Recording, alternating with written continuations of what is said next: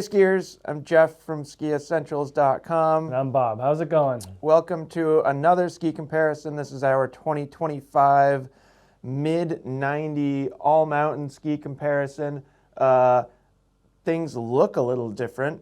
We've really done it this time, Jeff. I don't know whether this is a good decision or a bad decision, but last year we separated twin tips from most of the comparison videos, and while I enjoyed doing that, I also think, especially in this category, that they belong in the discussion. Yeah, and where do you draw the line? I mean, we had that discussion an hour ago. Yes. And put more skis on the wall as a result. Yes. We had a discussion of where do you draw the line of what skis do we leave out from this comparison, and the decision was we don't draw a line. Everything is included. So this is 27 pairs of skis. The sign is completely covered. As I just said before we started filming, we're here to talk about skis. We're not here to talk about the sign. Yep. Well, when we get to these 5 skis, you can see a little bit of the sign. And we're going to go narrowest to widest here. I guess we can talk about it when we get down there, but the one kind of weird exception is that Rustler 9 down there, because in that length it is the widest. But if we had any other length, it would be basically right behind Bob. Right with the 96s here. Yep. Yeah. So just a little weird, but with the length that we have, it is technically the widest ski here. Yep. We just don't have a 180 in-house, I don't think. That's because they were extremely popular last year, and everyone bought them. Basically the only ski that we sold out of.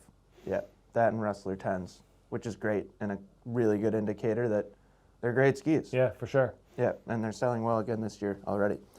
So that's it. I'm not going to say any more because we got 27 skis to go through. I bet some of these will handle a little quicker. Sure. I feel like Oblivion 94. I could get through pretty quick. All right. That said, I really like starting with this one. This is a Black Crow's Serpo, and a lot of the conversation that we're going to have today is going to revolve around all-mountain versatility and which way do these skis lean. Are they more of an off-trail ski? Are they more of an on-trail carver? Where do they excel? And I really like starting with this one because I feel like it's one of the more versatile skis up here.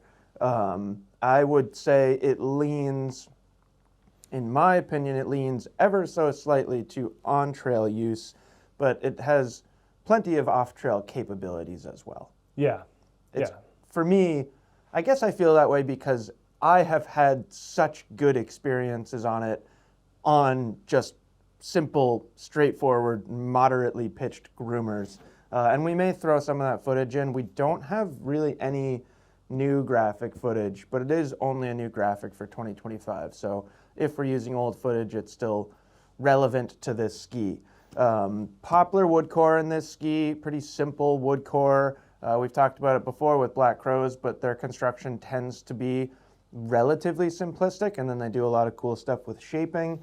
This one does get the H-shaped Titanal laminate, so full width metal underfoot, and then extends into these H-shaped wings, kind of. Similar to how I would describe the wings on the shaped TI on that Ranger over there. In fact, there's a lot of similarities between this construction and that construction.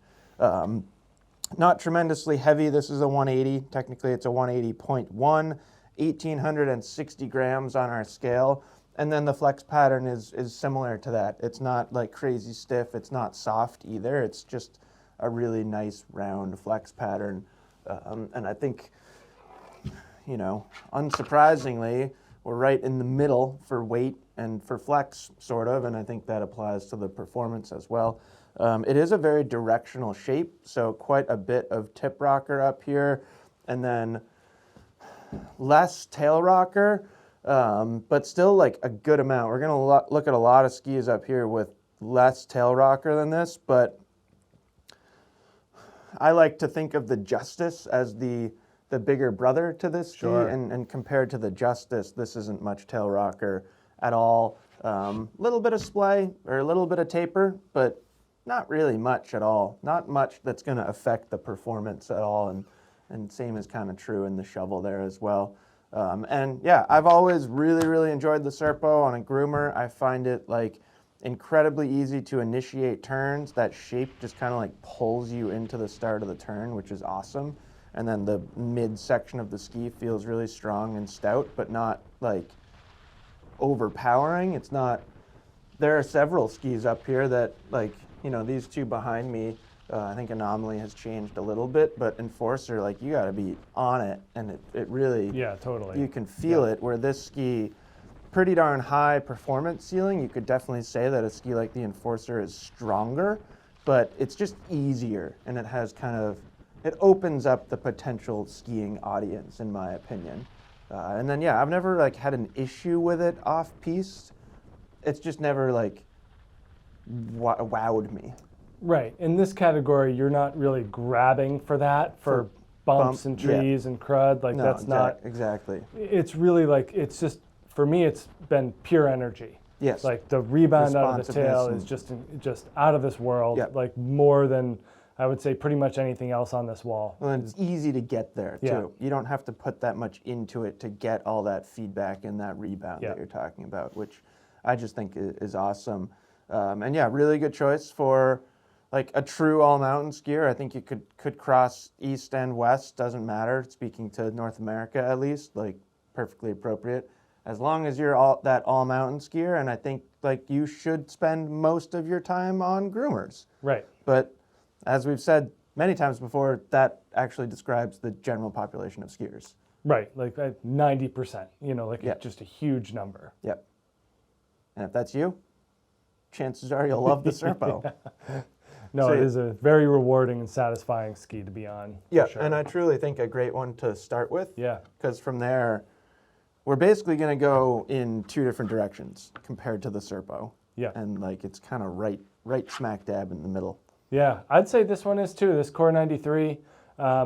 We've talked about more the ski polarizing. Yeah, you won't find as, I guess, as universal kind of acceptance for a Core 93, but I think that a lot of those skiers, they haven't been on it, Jeff. Like I just feel like, I agree. I come around to it each season. I'm like, this is a little bit better than last season. Like they quieted it, you know, they keep tweaking like the top sheet, and yeah, I fully appreciate the Core 93, where I feel like if we took a time machine back 4 years, I would be like, this thing is silly. Yeah, but I feel like people jump to conclusions about this ski before they really get on it and put it through its paces. 100%. I mean, we did.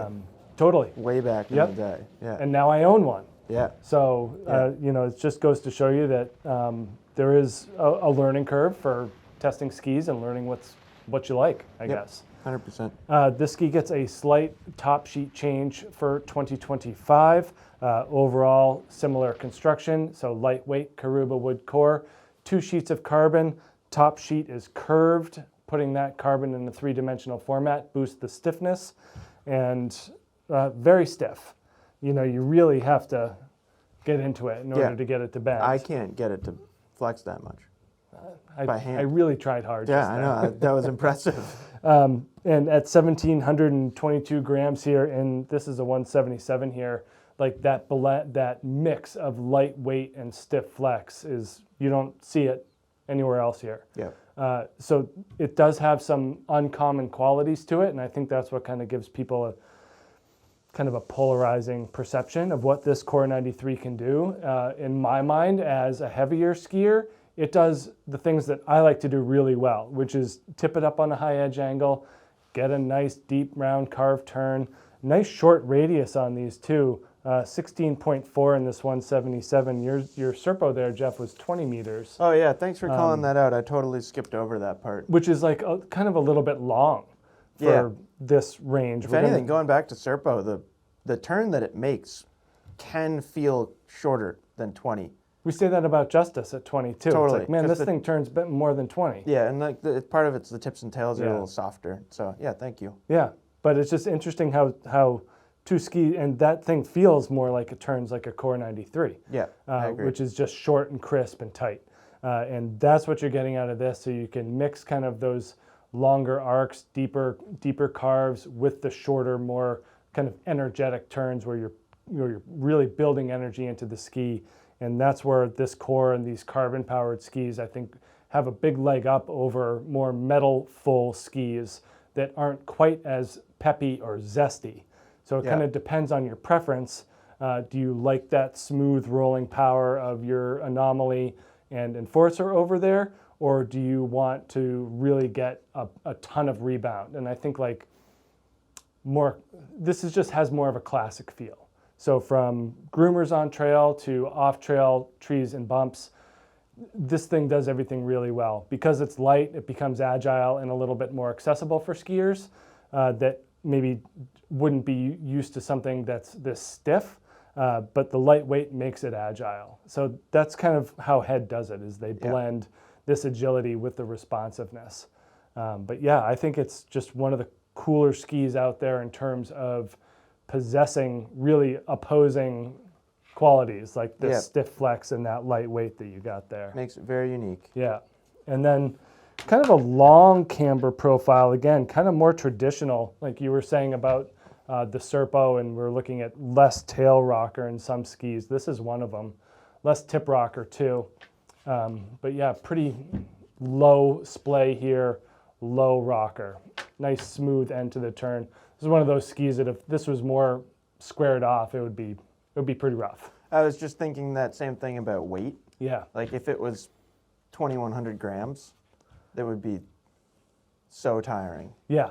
And that's like, like you said, they're countering the stiffness by being light, and it's like, I don't know if forgiving is the right word to use for the Core 93, but it's not fatiguing either. Yeah. So like you have to ski well, but it's not taking that much out of you. So it's like forgiving in that sense. You could spend your whole day or your week's vacation on a Core 93 and not get tired if you so choose. Yeah. Or you can go the other way and push it and get your performance out of it. And True. You know, eventually that takes a toll. Yep. But I think that's an awesome. I think the Core 93 is just a great ski. I mean, it's for us in Vermont here, just an awesome ski for most days. Yeah. Yeah. It's been really interesting, the journey that we've gone on with cores. Like when they first came out, it's just like almost instinctually we were like, these are really good for lighter weight skiers. Yeah. And then like I'm a relatively lightweight skier, and the more and more we skied them, we were like, hold on. Yeah. I think it's the opposite. I think they're actually better for heavier skiers in certain capacities, like carving. Yeah. Because then you can bend it. But no, I do think they've just kind of tweaked it enough that it's not quite as black and white as it used to be. No, and it's a lot smoother now than it was back in the Exactly. day, and I think that's brought a lot of people around too. Here, do you want a bonus Paragon Yay. 93? So this is a Paragon 93. Obviously, we have a demo binding on here, so putting it on the scale is not the best. Do you remember the weight?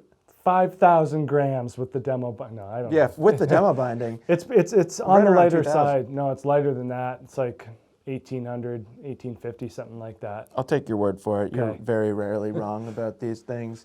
If we are wrong, I'll correct us in the editing format. But yeah, Paragon 93. So this is the narrowest ski in the new Paragon line, excuse me, which is basically a direct replacement for the FX line. And just from like day one when I saw it, I was like, that's like the modern shape. That's what FX skis were missing in like the past 2 or 3 years. Because those skis at one point were very kind of forward thinking and progressive. And it's almost like they were a couple years ahead of competitors or other skis in the industry, and then they kind of got a little stagnant. Those like 3 years where they like had metal and then didn't have metal and then had metal again, it was in that period where it was kind of like, oh, there are better skis out there than the FX now. Especially the one without metal if you're looking for that type of performance. Yeah, exactly. Where now I think they've really taken it like this strong freeride ski. They've taken it into like a real modern place here. Correct me if I'm wrong, Bob. Poplar, Polonia, and Beach impossibly thin wood stringers. Impossibly thin. Yep, it's possible because we got it here. but very similar to how Blizzard uses their True Blend wood core. Yeah. You know, laminating really, really thin stringers longitudinally to create that full wood core. And then this ski has 2 full sheets of metal, so pretty impressive that they keep the weight down as well as they do. Obviously, Holotech is helping with that just a little bit. Holotech also, like, maybe doesn't get as much credit for this as it does the weight saving. It's actually like a really effective vibration damping method because they're just taking mass out of the shovel, so it's less likely to like start kind of flapping around. It returns back to normal Quicker. easier. Yeah, which is cool. Like normally when we talk about vibration damping, we're talking about additives, Right. not subtracting Right. things. So I just think it's kind of a cool approach. Pretty stiff. Like, it's a nice entry into these skis with 2 sheets of metal in them, because Sure. we're going to look at some stiff skis in the next 15 minutes. I think what helps with this ski is, if I can have that one back, is the shape. And that's really what brings it into a little bit more of that free ride conversation, even though we're 93 underfoot, we're squarely in an all mountain format, but that's a lot of tip rocker, especially when you look at the taper. So that's kind of the big difference between this shape and like Serpo shape, where Serpo had the length of rocker, but not the splay nor the taper. So this tip shape works really, really well in soft snow. And then it's not quite as exaggerated in the tail, but there is enough back there and enough splay and enough like roundness to the taper that it's not feeling tremendously catchy behind you. I'm not going to forget on this one, because the turn radius is 16.4. It's pretty short. Yeah. And I think that really helps. Like on trail, this ski is really fun. You can push it pretty darn hard. It doesn't feel like, it doesn't have the precision of like an MX line ski, but that makes sense. And they've actually like, it feels like Kastle has taken efforts to differentiate MX and Paragon more than MX and FX, because there used to be like overlap even with widths, and now MX ends at 88 and then it goes to Paragon 93. So I like that they're kind of taking that and running with it and giving it more of that off-piste versatile shape. But yeah, you can push it on trail. There's plenty of grip, there's plenty of stability. Off trail, I feel like it makes a combination of 2 very helpful turn shapes. So it's not locked into a turn. You can release the tail edge and get it to pivot and skid and smear.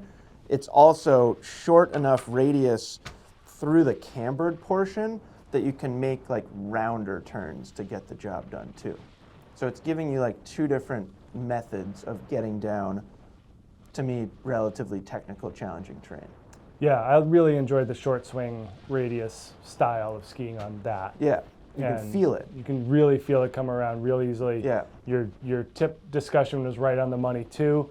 Not only for soft snow is that helpful, but it also kind of takes the start that your Serpo has that really wants to hook into the snow and just kind of drifts it in. Exactly. So you can really get to the middle of the ski a lot easier on a Paragon. Yeah, and you can like dictate when you want to kind of start that turn, rather than on Serpo, you tip it on edge and the ski's like, oh, okay, we're gonna go over here. Yeah. And this it allows you to be a little bit more creative, which like is cool. And FX skis were always like, when they first came out, the whole discussion was just about like how they were Chris Davenport's like free ride skis. Right. And then it kind of felt like it got away from that a little bit. Like I never really heard discussion of like their true backcountry use. And I don't know that this is a great backcountry ski, but I do feel like it's bringing it back into that off-trail, technical, soft snow world. Yeah. Should we put this one back over here? I think that'll help keep the wall a little bit more cohesive. I could be wrong. Important one here, Bob. Yeah, Jeff, I've lost a few nights of sleep thinking about this new Enforcer lineup over the past year. mainly because I still can't decide which one I like the best. Collectively, a few Collectively. nights of, Yeah, no. you weren't up for like a full night. No, well, I'd say overall. You're adding up all the total sleep loss. I've lost and that some sleep. equates to 2 full nights. Yep, probably. It's a tough nut to crack, these Enforcers. Nordica Bob's awfully tired. Well, last night it was the F-35s keeping me up, but recently it's been the Enforcers. I mean, F-35 is a pretty good analogy for this ski. Great. I love it. If you want to bring in some aviation analogies, Yeah, these high-powered fighter jets are right up this Enforcer 94's wheelhouse. It really is. Unbelievable comparison there. Between the Enforcer skis, 89, 94, 99, 104, all new constructions, new wood, thicker wood core, 2 sheets of metal, although it is brought in 2 millimeters on either end, and pulse core laminate in the middle. For vibration damping, so we do get a different construction for all the Enforcers, and slightly new shapes overall. The 99 we've talked about as being kind of the more dramatic in terms of bringing in more versatility, and then the 104 kind of on the other end, being more directional than it has been in the twin tip capacity. That kind of leaves the 94 and the 89 as, I would say, kind of the more similar versions of what they were. Yeah, I agree, especially 94. Especially the 94, and it does seem like it's actually really helpful, like to think about it, because when you're comparing old 94 to new 94, really the construction is the biggest difference. And what I've noticed is that this ski is just even considerably smoother and rounder in its turn shapes. They have bumped up that mount point a centimeter to accommodate for a variation of the height of camber. So that just makes it feel like it's turnier. And when we compare that to the turn radius, so 17.5 here, kind of more similar to core land in terms of being slightly shorter. When you move that mount point up a little bit, it really engages the ski instantaneously. Yep. So that's your fighter jet analogy, where you just kind of flick the stick a little bit and the thing banks. Sure. And that's kind of the feeling that you're getting from these new Enforcer 94s, is just instantaneous turn initiation. And then due to the construction, that thicker core profile, I mean, they are stiff. Stiffer than the core, I would say. I think it could be the stiffest ski on this wall. And that hasn't always been the case with Enforcers. Yeah. And I think that's important with the new ones. Yeah, and I mean, when you stack the old one and the new one right on top of each other, there's another 2 millimeters of core thickness or so, based on our eye test.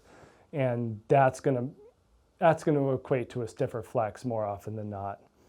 2,069, 70 grams there on the scale, so pretty hefty as well. This is the 179. I actually kind of prefer this length over the 185, just to take advantage of that short turn capacity. Yeah. And I'll kind of say similar things about the new M7 as well, where the skis are so sturdy that you don't need to go to what you might consider an appropriate size for me at 6'2" and 225 Well, was it pounds. the previous Enforcer 94 that we did the 3-link review? And I skied that 172 a lot and was kind of like, well, actually, that's pretty nice. Pretty good. Yeah, so I hear you. And I think it's even more true with the new ones. Yeah. And, application and use case has a lot to do with that. Here in Vermont, we just don't have as much real estate as some wider spaces out in Colorado or Utah or something like that. So having a shorter turn radius and less material to wrangle around when it's this burly, I think that just kind of brings in that discussion of when it's okay to downsize. Yeah. So it kind of feels a little bit weird at first, but once you get on a shorter ski like this, it's pretty impressive how well they handle. Yeah. Pretty similar rocker profile to what we've seen before, and taper shape as well. Like we've talked about with Nordica a lot, we have the side cut extending beyond the rocker. I really like these cheat sheets in the graphic here, kind of dictating where the rocker starts and where the side cut ends. So you're just allowed to get more edge contact as you get deeper into the turn, and it just ends up being extraordinarily smooth and easy to ski, despite being pretty tough in nature. And then just this slightly longer tail rocker. It is, still pretty flat back there, as well as being rounded in that taper shape. There's no like dramatic taper in this. It's pretty much that nice flat edge going back to where it starts there, and that allows for at least some release and skidding capacity. No, it's super important to have that back there. It wouldn't be my first choice for an off-trail ski by any means. No. I'd probably choose Serpo before it, but it does give it the capability. Yeah. And then, like, to me, it's a similar conversation to what we had with Serpo. Like, if you're considering that ski, you can be an all-mountain skier. You can want to go off-trail. I don't think that should be the focus. And then you need to be, like, a pretty good skier to do it. Yeah, even with going to the 179. Yeah. That makes kind of the tighter bumps and trees that we have around here a little bit of a chore. You can do it. Yeah. Again, like you said, it's more taxing. Yeah. And you just have to be willing to kind of admit your place in that process. Yeah.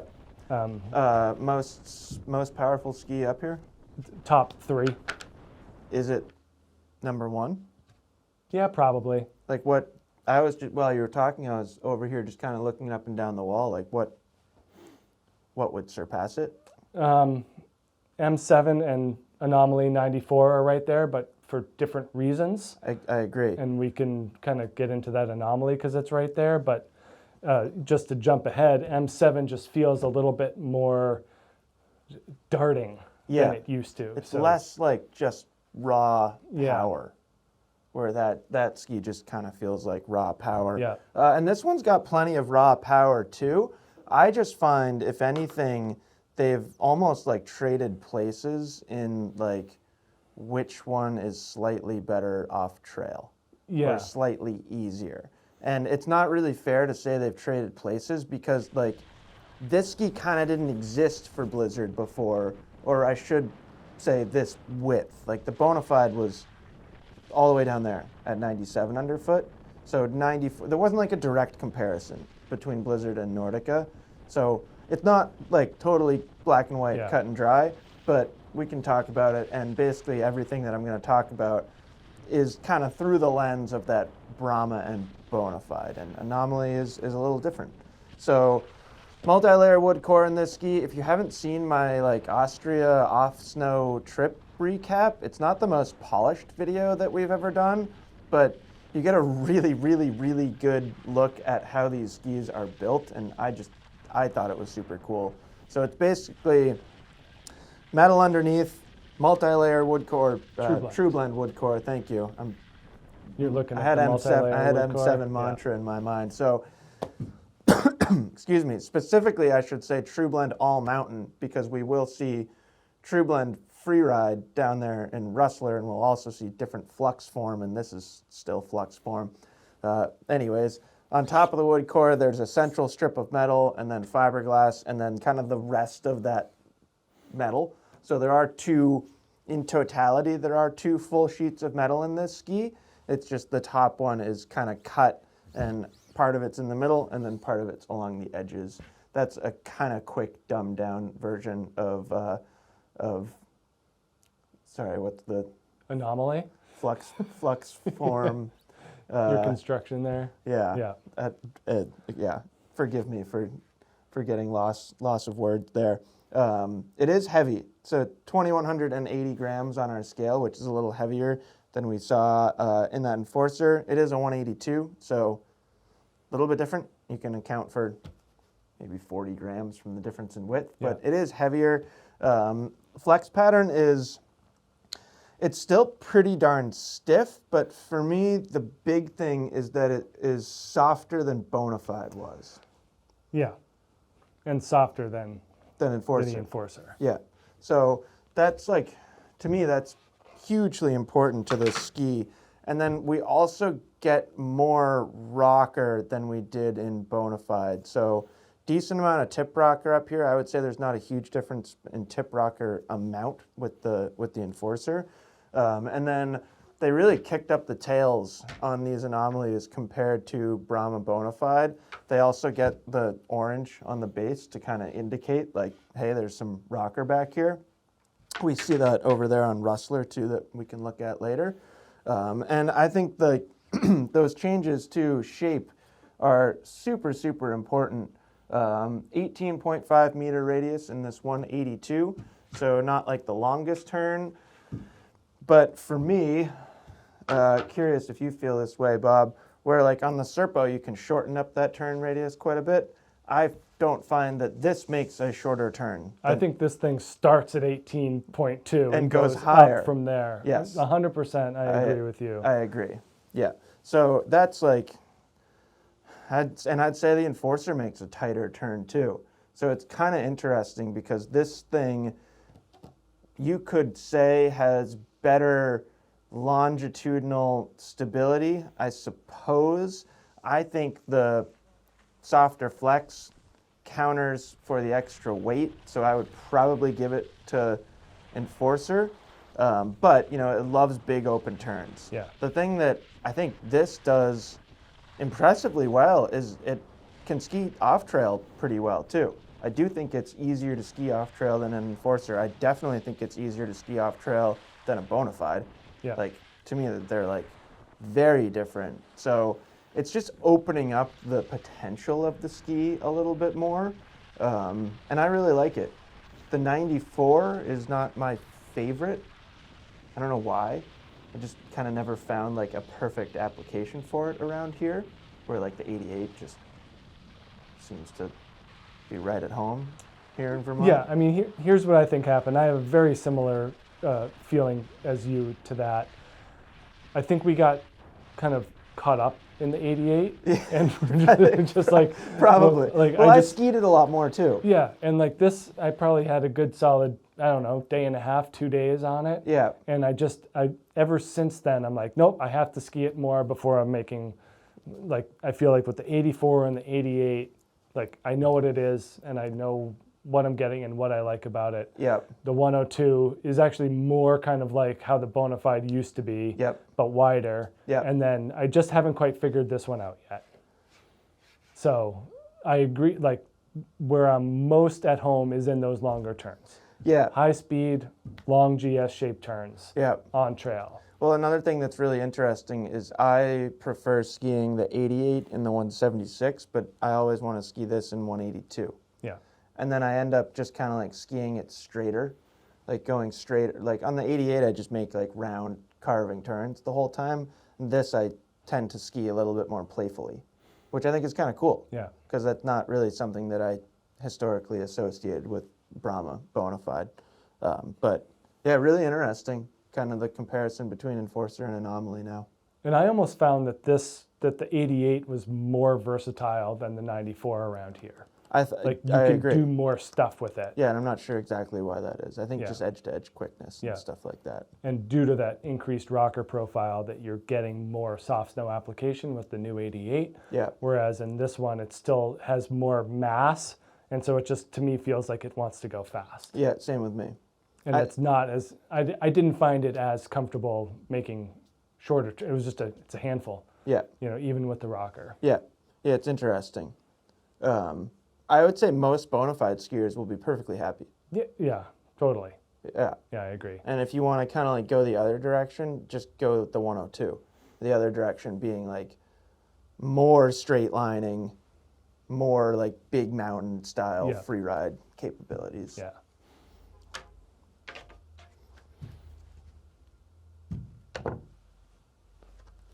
I like this one. It's a lot lighter. Than the past 2 skis or 3 skis even. Yeah, it's very easy to hold. New Volkl Blaze 94 for 2025, and a couple of tweaks to the construction and the shape, and more specifically the turn shape and style of these skis for this upcoming year. I think it's fair to say that Volkl has kind of moved towards making Blaze really more focused in resort, all mountain, and free ride applications. You know, this one is, I guess, the middle. Do they still make an 82? Yes. Maybe 82, 86. Probably. 94, 104, Let's 114. call it the middle. It's the middle. Yep. So, this is kind of, along with the new 104, kind of their marquee widths, and they're putting a lot of the new technology into this ski. As opposed to what we had before, we now get the green core, which we saw come through in the 114 last year. So a strip of recycled PET material in the middle of the ski. Plastic gets a really weird reputation, in skis, who wants plastic in their skis? But I think it comes from bindings. Yeah, probably. I think us as skiers, we associate plastic with bindings and bad. Yeah. And but when we get these core samples and you feel this material, it is every bit as structurally solid as every other component of the ski. So, recycled bottles in the center of the core, which is pretty cool that they're able to take that recycled material and put it into a ski. Then we get full metal underfoot. It used to kind of bump in towards the middle here. That used to be a weight-saving technique, as this was more in their hybrid touring range. I don't know, but do they call it free touring anymore? Does anyone say that? No, I don't think so. Okay. I haven't heard that word in years. But full metal now, so they're not too worried about the weight, even though we're on the scale here at 1,718 grams. So if I remember, it's maybe 150 grams heavier than the previous 94. But yeah, definitely you can feel that edge grip and that torsional stiffness underfoot in this new 94. I think a lot of people, if they were kind of in a Blaze range, they were thinking this is too light for high-speed carving or on-trail activities. This brings it a little bit closer to that. It's still not an M7 by any stretch, nor is it as good of a carver as your other 294s over there.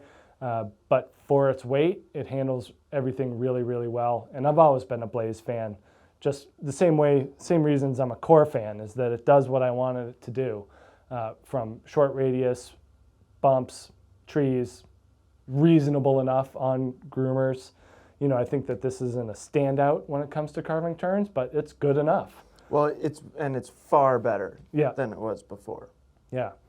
So part of that is the construction. Other part is the 4 radius drive.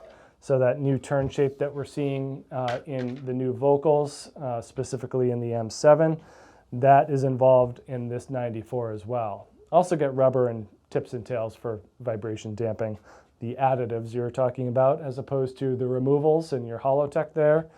But overall, a very flat profile. I think that this is probably the most unique rocker profile on the wall, in that there's minimal camber underfoot.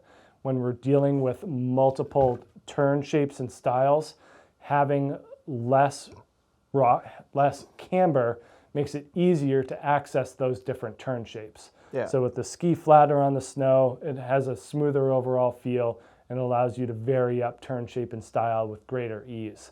So that flatter profile really helps with that. Yeah, and also, because the tips and tails are so straight, they don't need to build maneuverability into the ski with rocker. Right. It's very interesting. And that just makes it incredibly mobile, but as soon as you get it up on edge, then you feel that turn shape really start to kick in. Low rocker, we're not seeing kind of these dramatic bends. It's really low and really long, and then kind of more traditional at the end. Similar with the tail. I think this might be the longest rocker on the wall. It is, but by total volume of rocker, it's not the most. Have we ever talked about volume of rocker? Not of rocker, I think overall volume, where we wanted to build a cylinder and drop a ski into it. And now I want to build a frame around the edge and then fill it with some sort of viscous material. And measure that. And then measure that. I like it. But yeah, it's long and it's low, so there's not a whole lot of drama going on. It's actually just a really easy to ski. Yeah, it's only a liter of rocker. Yeah, we're measuring rocker in milliliters. No, it makes sense. Bob. I know. I'm going to start saying that in lift lines loud enough for people to hear me. What, how many cubic centimeters of rocker do you have? Yeah. Yeah. No, I think it's a good way to go. And it does kind of, I mean, it helps kind of show what the overall bend is, but Yeah. not much in this Blaze. No. I love this thing, Yeah. this new version. I never was like a huge fan of the previous Blaze 94. I liked the 106 a lot because it had like fun free ride soft snow capabilities. The 94 used to just admittedly kind of get lost on me. I feel like you probably enjoyed it plenty. Day one. Yeah. This was one of those things where if you just gave me a Blaze 94, I'd be a happy guy. And like thinking about someone like Christy Brown too, like very good skier and long-time Volkl skier. Like you always both, like I would just watch you ski it and be like, yeah, that looks really, really good. Right. Like that makes sense. It just never really like jived with me. I think I always want a little bit more carving capability. And this ski for me is like super fun. Yeah. No, I'm very happy with the new Blazes, 94 and 104. I think for here in Vermont, the 94 is a more useful daily application, but if you're encountering soft snow, that 104 is a total blast as well. Yep. Another new ski here. This is fun. Like these two changed quite a bit compared to the skis that they replaced. This is the new M-Pro 94 from Dynastar. And I suppose this is another one that's kind of interesting, like the Anomaly 94. It didn't have like a direct ski that it's replacing. I think you could perfectly accurately say that the ski it replaces is the M-Pro 90, but 4 millimeters in width change is significant to me. Right. So I feel like it's a different ski. Still that hybrid core, hybrid 2.0 core, so it's a combination of poplar in the middle of the ski and then that polyurethane material along the edges. Pretty funny that these are like the back-to-back skis that use plastic. Right. We don't really have to have the plastic conversation again, but I was skeptical when I first heard about it, and then immediately after I had it on snow, I was like, yeah, that works. So pretty cool. Yeah. And then they changed the metal application in this ski, or the shape of the metal. It's still kind of shaped like a rocket through like the forebody of the ski here. It's like a shorter rocket, right? Yeah, like a mini rocket. It's like a mini rocket. Yeah, and then the mini rocket now has dual thrusters instead of one. Instead of a singular thruster. Yeah. So it does kind of split into, sort of like that H-shaped metal, except it's pulled in from the edges of the ski a little bit. The metal in the tail on the 90 and the 99 used to go like all the way up to here, and we'll look at the shape in a second, but the tail was very flat too, and that amount of metal back here, we used to talk about it as like a reverse mullet. It was kind of party in the front and business in the back, and it gave it a very, very unique feel, because if anything, most skis lean the other way. So pretty cool tweaks to construction in my opinion. This is a 178. We are 1,740 grams, so it's not heavy by any means. We're pretty darn close to Blaze. Flex pattern is, it's still stiff, but it's not as stiff as 90 was. Especially in the tail. I mean, that's where, from a shape and construction perspective, it is a totally different feel. Yeah, so a lot more roundness to the flex pattern and to the shape as well. So tip shape is pretty darn similar to the previous generation of M-Pro, although I would say it's a little bit more inspired by M-Cross. Yeah. A little bit more bulbous, which helps kind of bring you into the turn a little bit more. But still a ton of rocker. Oh, tons. Like a lot of splay like we saw in those in the M-Pro 90. And by that, it's basically the same. Yeah. It's kind of just how it does keep getting wider up to, I'd say, about here, where the previous ski didn't get wider when the rockers started. Yeah, so definitely different. That's the big change there. And then quite a bit more tail rocker than the previous generation M-Pro, which I think is huge. And then kind of the same change to tail shape, although it's probably more similar to the previous tail than the difference in the tip. But again, like just a little bit more like bulbous end to it here.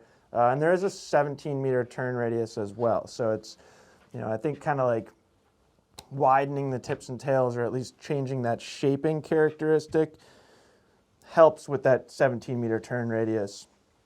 This ski, I think, is far improved from the M-Pro 90. I used to find that ski was fairly one-dimensional. Like, I never really wanted to do a bunch of different stuff on it. Yeah. Where now I feel with M-Pro 90, it still feels good on a groomer. I think the 90 felt stronger, but this one, there's still plenty of grip and torsional stiffness on a groomer. And then off trail, I just find it's like, they really enhanced it, kind of opened up its capabilities off trail. You know, we had similar conversation with Anomaly, but this is like leaps and bounds ahead of that for off-trail maneuverability, and quickness, and stuff like that. So I think it's pretty cool, and I think it is the correct path. Because those M-Pro 90s and 99s, they were fun skis, but there weren't many people that wanted that. Yeah. And now that's like, this is kind of what everybody wants.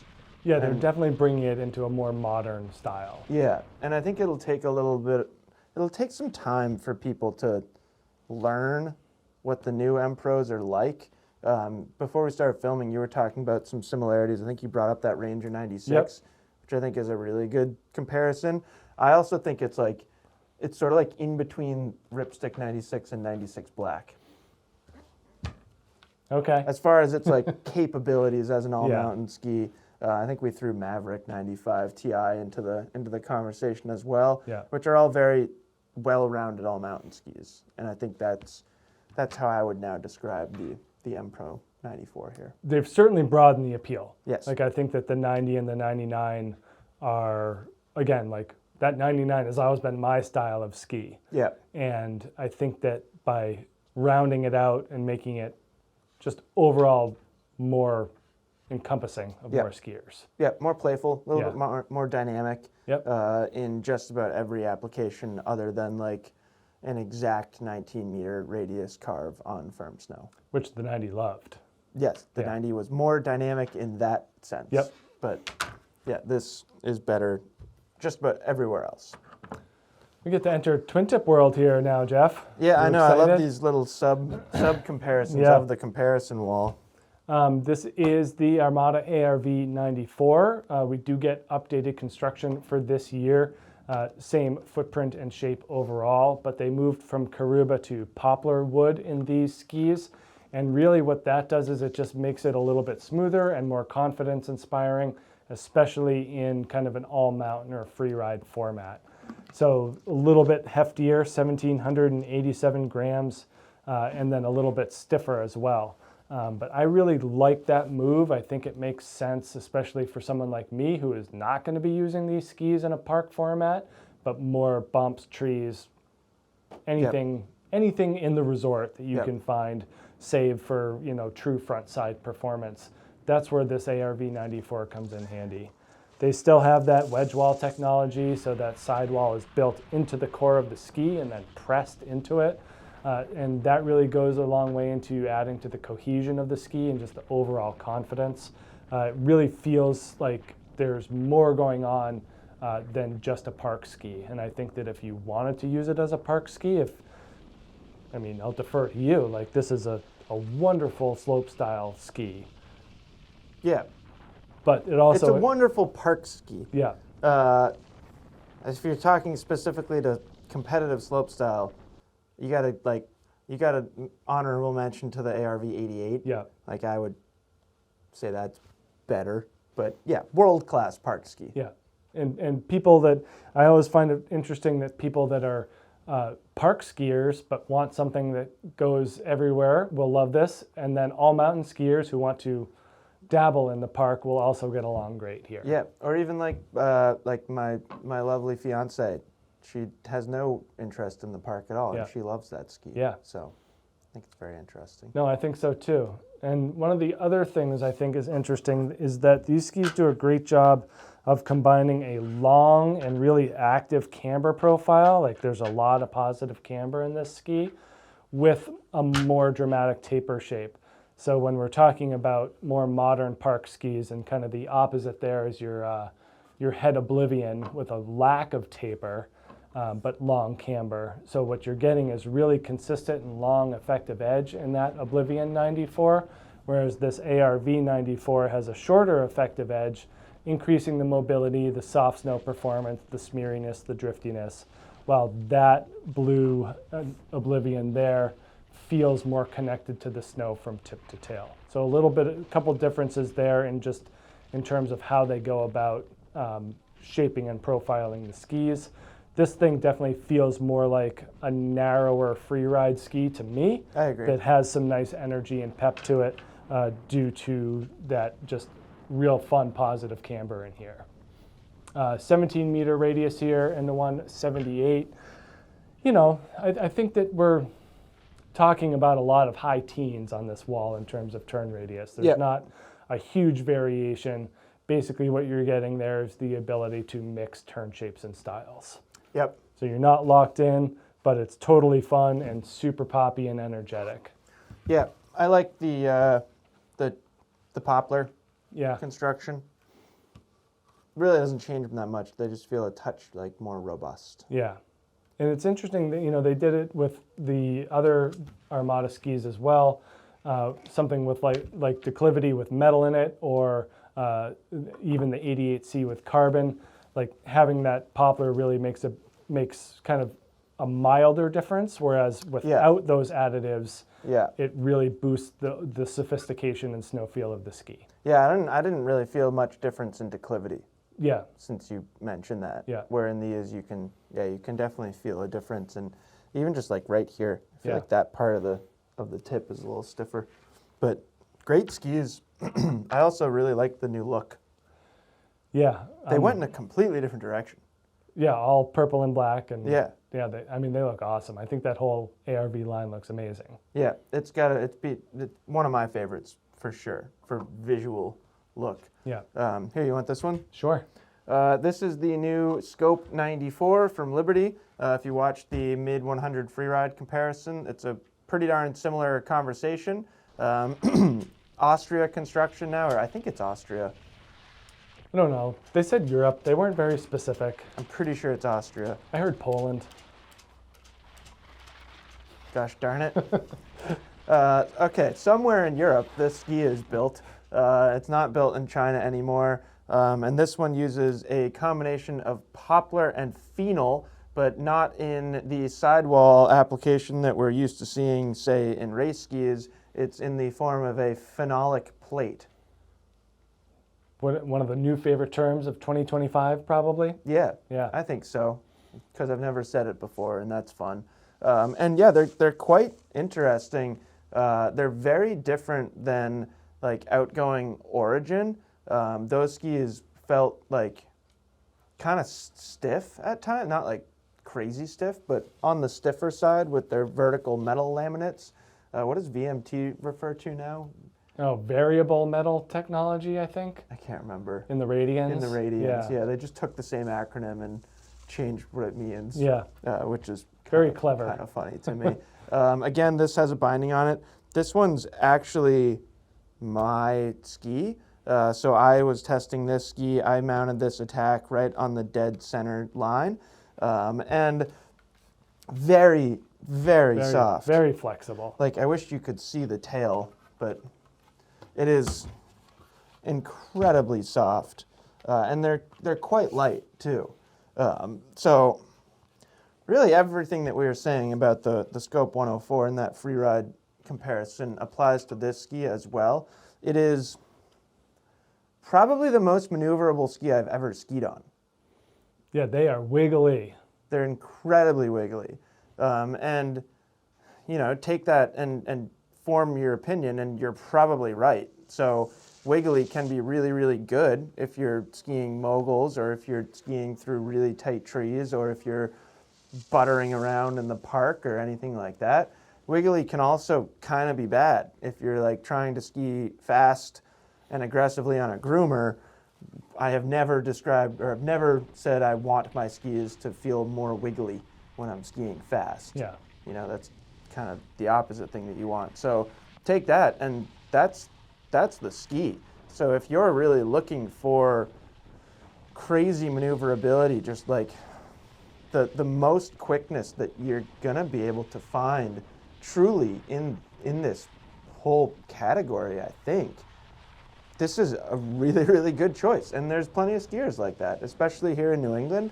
Like, I have so many friends that all they do when they go to the mountain is find tight trees. Yeah. They're like Brad. Like, I could see Brad being a great Scope 94 skier. Well, he's a Reckoner 102 skier. Exactly, which is also very soft similar, and like yeah. loves the quickness. So it's like, it's not a bad thing that it's wiggly and soft flexing.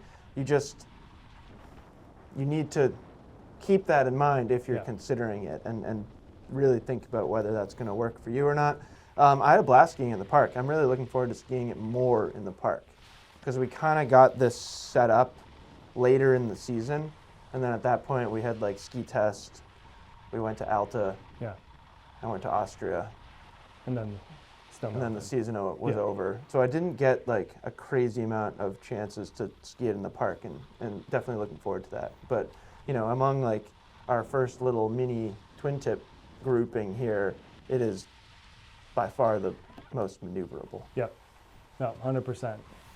Very flexible, very, you know, and like we said about the 104, it does things that no other ski on this wall can do. Yeah, like spin a 360 on the ground, and then another one. Yeah. This is the Line Chronic 94. One of the cool things about this one is how they blend thickness and thinness. And we've kind of talked about this before with Chronic 94 and 101. Basically, they're using a very thick wood core. They use aspen wood core in these skis. It's very thick underfoot, and then as soon as you get towards the rockered portions of the ski, it just basically disappears and goes to thin. And then at the very tip, their thin tip technology, it's impossibly thin. It's quite thin. They basically remove all the wood from the very tips and very tails of the ski, and it's just basically top sheet glued to base. Look at that Omen Team. I wonder where the influence came from. Yeah. It's almost like they're owned by the same company. But it's not exactly the same, but it's very similar. Very similar. And is this our first of 3 lines? Yes. Another line heavy wall. Another line heavy wall, and I'm just coming to the conclusion that they have a very voluminous ski category, and I'm a huge fan of line skis. They make a lot. They make a lot, and they all kind of are unique in their own way, which I think is pretty cool from a company. But what you end up getting is a really strong and sturdy feel underfoot, and then just extreme mobility in the tips and tails. 1,930 grams here, Jeff, so a bump up from what we've seen with these other twins. Most of that weight is in like the middle 50% of the ski. Like it's really a different feel from tip to tail. And even while these have a more flexible nature, similar to what we saw with your scope, it doesn't feel that way when you're on snow. These feel like a sturdier and more stout product. Feels pretty stout for sure. Yeah. It's always impressed me that they achieved that. Yeah, so if you're looking to kind of mix that on-trail stability with a twin tip, I think it's fun to like access the whole side cut, and we'll talk about that more. And when we get to Fischer, the Nightstick over there, is how that flex allows you to really bend into the ski and get the full totality of the carve is just a whole lot of fun. I don't know if I have a turn radius on this one here. Might not be printed, but I would guess it's in the mid-teens like we have the rest of the skis here. Yeah, I'm not going to get it off the ski. I didn't bring anything that's connected to the internet, so I can't check. Okay. Oh, could I look it up on my watch? I don't know. It might take a while. Yeah, it might take a while. We could call somebody. We'll put it on the screen. Yeah. And then for kind of the difference between 94 and 101, I think if you're looking for a little bit more of that park character, then you're going to feel maybe a little bit more comfortable in the narrower version as opposed to the wider one. But I mean, it's a really fun ski, and I think it's surprising when people get on a Chronic 94 or a 101, just the amount of stability that they have is surprising. Yep, I agree. Like visually, they don't look like they would be. Yeah. And then like if you have any like existing knowledge of line and like how their company is situated in the market, you wouldn't think that. Yeah, they feel they're really good. They are really good. Like, because they do have that blend of like they feel agile and maneuverable. The tips and tails, the swing weight is crazy light considering it was what 1,960 grams or whatever. And then then it's like trustworthy too. Yeah. You see a lot of line athletes on them, and it's like, you know, given the amount of skis that Line makes, they have a lot of choices, and it's like I think that's a testament to how good they are. Yeah, and I like how they line up the end of the sidewall with the start of the rocker, and we'll see that on the Optic and maybe the Vision, but we'll see. But yeah, sidewall ends when the rocker starts. Again, they're really emphasizing this midsection of the ski. Yeah. But nothing crazy. You know, it's a twin tip. It's a all mountain twin tip, and we're pretty big fans of those. Great bases. Yeah. Yeah, no, Line's done great with their bases. I think even. Oh yeah, look at that. Yep. It's snazzy. We can get back to that. All right, moving right along, because we still have like a lot of skis to talk about. This is the Head Oblivion 94. Very straightforward build here. This is the ski that at the beginning of the video I thought we could get through pretty quickly. Excuse me, I think we can as long as I don't have a coughing fit. Just a simple wood core in this ski, vertical sidewalls, fiberglass, epoxy, sandwich construction. Nothing crazy about the way this ski is built by any means, excuse me. 1,730 grams on the scale, so it's not heavy. You know, it's kind of a nice weight for a twin tip. And then pretty soft flex pattern overall. Not quite as soft as Scope, but not like tremendously far behind. No, and it's interesting thinking about the 94 here in comparison to the 84, which is heavier and stiffer, and the 102, which uses carbon, so that makes it a little stiffer as well. So this is kind of an interesting middle ground ski within Oblivion in that it is more flexible and lighter. Yep. I still find it like very, very responsive. Yeah. And we can talk about why. So tons of camber underfoot here. That's part of the reason the ski is very, very bouncy. As you decamber it, you do see these rockered portions in both the tip and tail kind of kick up off the snow, but if you're not decambering it, it's basically all camber. So I think that's like pretty cool and a really effective way to build a park ski, and I do feel like this is mostly a park ski. The big reason why I think this ski is so responsive is there's no taper in it at all. So that is like extremely rare in the twin tip world for 2025. Like that's close, but it still does have. Yeah. Well, I meant this is kind of has more modern tapered shape. Yeah. Especially versus the old Revolt 95. But even like, you know, even looking at Chronic, like that tip is straighter. Yeah. This really comes to the widest point, like almost at the very end of the ski. So if anything, it's like a very traditionalist park ski. And some skiers will really like that. Some skiers might want something a little bit looser. Generally, what I've found is like slightly higher ability levels will get along really, really well with this ski. It's not like, I mean that specifically in park application. So some people might want like a little bit more forgiveness from that more tapered shape. This isn't like punishing though, because it's soft, so you kind of get that. But a lot of the kids I coach, I have encouraged them to get an Oblivion 94. One, because they're relatively inexpensive. There's a lot of value in this ski. A lot of twin tips can get priced considerably higher than this one. So there's that. And then I also think it works really well for kind of somebody with more of like a technical mindset in the park. Mm-hmm. Like they're trying to like compete a little bit. It works really well for that rather than like the kind of slarvy new wave. They call it new wave. I didn't know that wave was incorporated into that. the like youngest generation of park skiers. Yeah. They are new wave, and Good they to ski know. with their feet very close together and make a lot of wiggly. I've seen that. Yeah, Yeah. but like, I probably wouldn't get an Oblivion 94 if you Yeah. ski like that. But if you ski a little bit more traditionally in the park, then you're gonna love it. It is very different than the wider ones. Yep. Which is And the interesting. narrower. Yeah, the narrow Okay. is like a pipe ski. Yeah. Doesn't have any of that rocker. But it feels very substantial. I really like it. Talk about feeling substantial. Yeah. Good segue, Bob. And interesting, we were kind of joking about this earlier. Out of this wall of 27 skis in the mid-90s category, there's only 2 95s. So this Stormrider and then the next Maverick are the only two that are listed as 95 millimeters underfoot. Yeah, not many people are really going with the, we are the most mid-90. Right.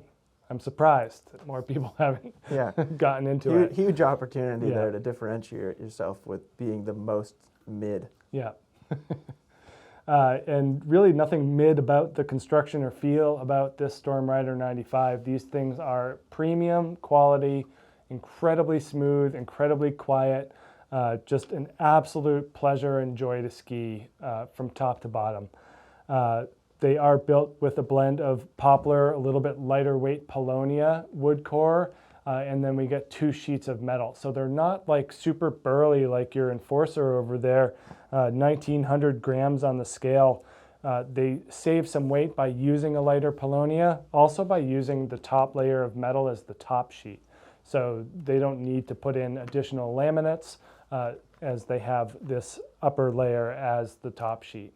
So weight saving technique as well as a kind of a damper layer, I would say, just by having the metal be the first point of contact with your boot and binding. All the vibrations just get totally fizzled out. It is incredible how silent and quiet these skis are. They do use their rubber dust laminates in their epoxy or in their adhesive layers, so they are using additional materials to help quiet the ski. So that combined with this top sheet really make this thing incredibly smooth and quiet and 100% predictable. It is just an extremely fun and unique ski experience. Nice, even flex throughout. Pretty directional in shape here. Yeah, very. You know, Stockli's kind of a funny company because this is the second widest ski they make, the 102 being the widest. And there just aren't a whole lot of companies that top out at 102 these days. So that's, you know, just a unique thing for Stockli. It shows their commitment to more front side and on-piste oriented skis. A lot of that influence goes into the Stormrider 95. So not a ton of rocker or taper here. It is a little bit rounder in the tip shape than it used to be, just kind of bringing this thing a little bit closer to the 102. And they made these changes last year as well, where they put in the ABS material in the tail as opposed to metal and added a little bit more taper and rocker. It's kind of funny to think that That's their version of this is taper their and rocker. increased taper and rocker in a Yeah. Stormrider 95 to really help bring this thing into free ride, Yeah, the forefront of the free ride movement. that's a loose ski, according to the Swiss. Yeah. 18.5 meters on the turn radius here. And, you know, like I said before, it's just a unique ski experience that is most at home in on-trail, resort-oriented skiing. You know, I think that there's something to be said for it being pretty demanding, especially in the tail when it comes to bumps and trees and softer snow.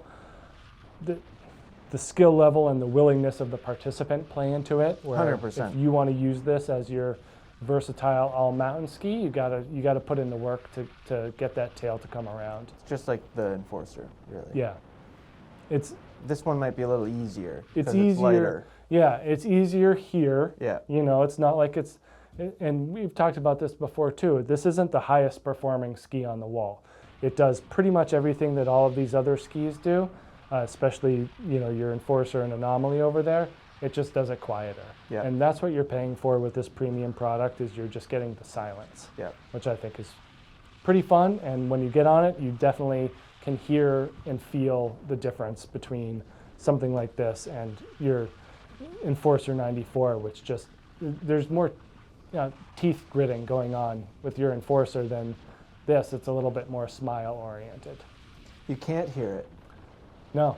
You can't hear the difference because you don't hear anything. It's impossibly quiet. It is, I mean, it's really cool. Yeah. And that is, I think that's the best way to describe it is, yeah, they do, other skis can do everything that ski can do, but they don't feel as fancy. Yeah.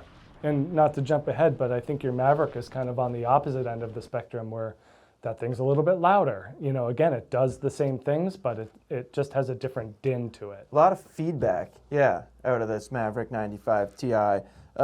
This is a really cool ski. We get new, like, wider Mavericks, so the 105 and 115 are new.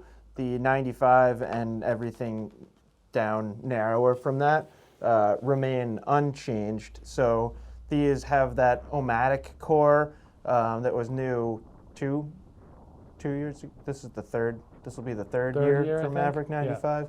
Yeah. So they're quite light. It's pretty impressive. It's a poplar wood core, and then there are 2 sheets of metal, but those sheets of metal are very, very thin. This comes on the scale at 1,820 grams, and this is the 180 centimeter length. So not the lightest ski up here, but very light considering it has 2 sheets of metal in it. Yeah. Which is, I think that's super cool. Also got Horizon Tech in this ski, which I think is very important and like kind of, it helps, it absolutely adds to the performance, but for me, even just visually, it helps to like give you a sense of what this ski is intended for. And to me, Atomic does a really good job blending on-trail capabilities with what I have come to associate with Atomic, which is soft snow prowess. Right. Really coming from the Bent collection, which has turned into quite a popular collection of skis.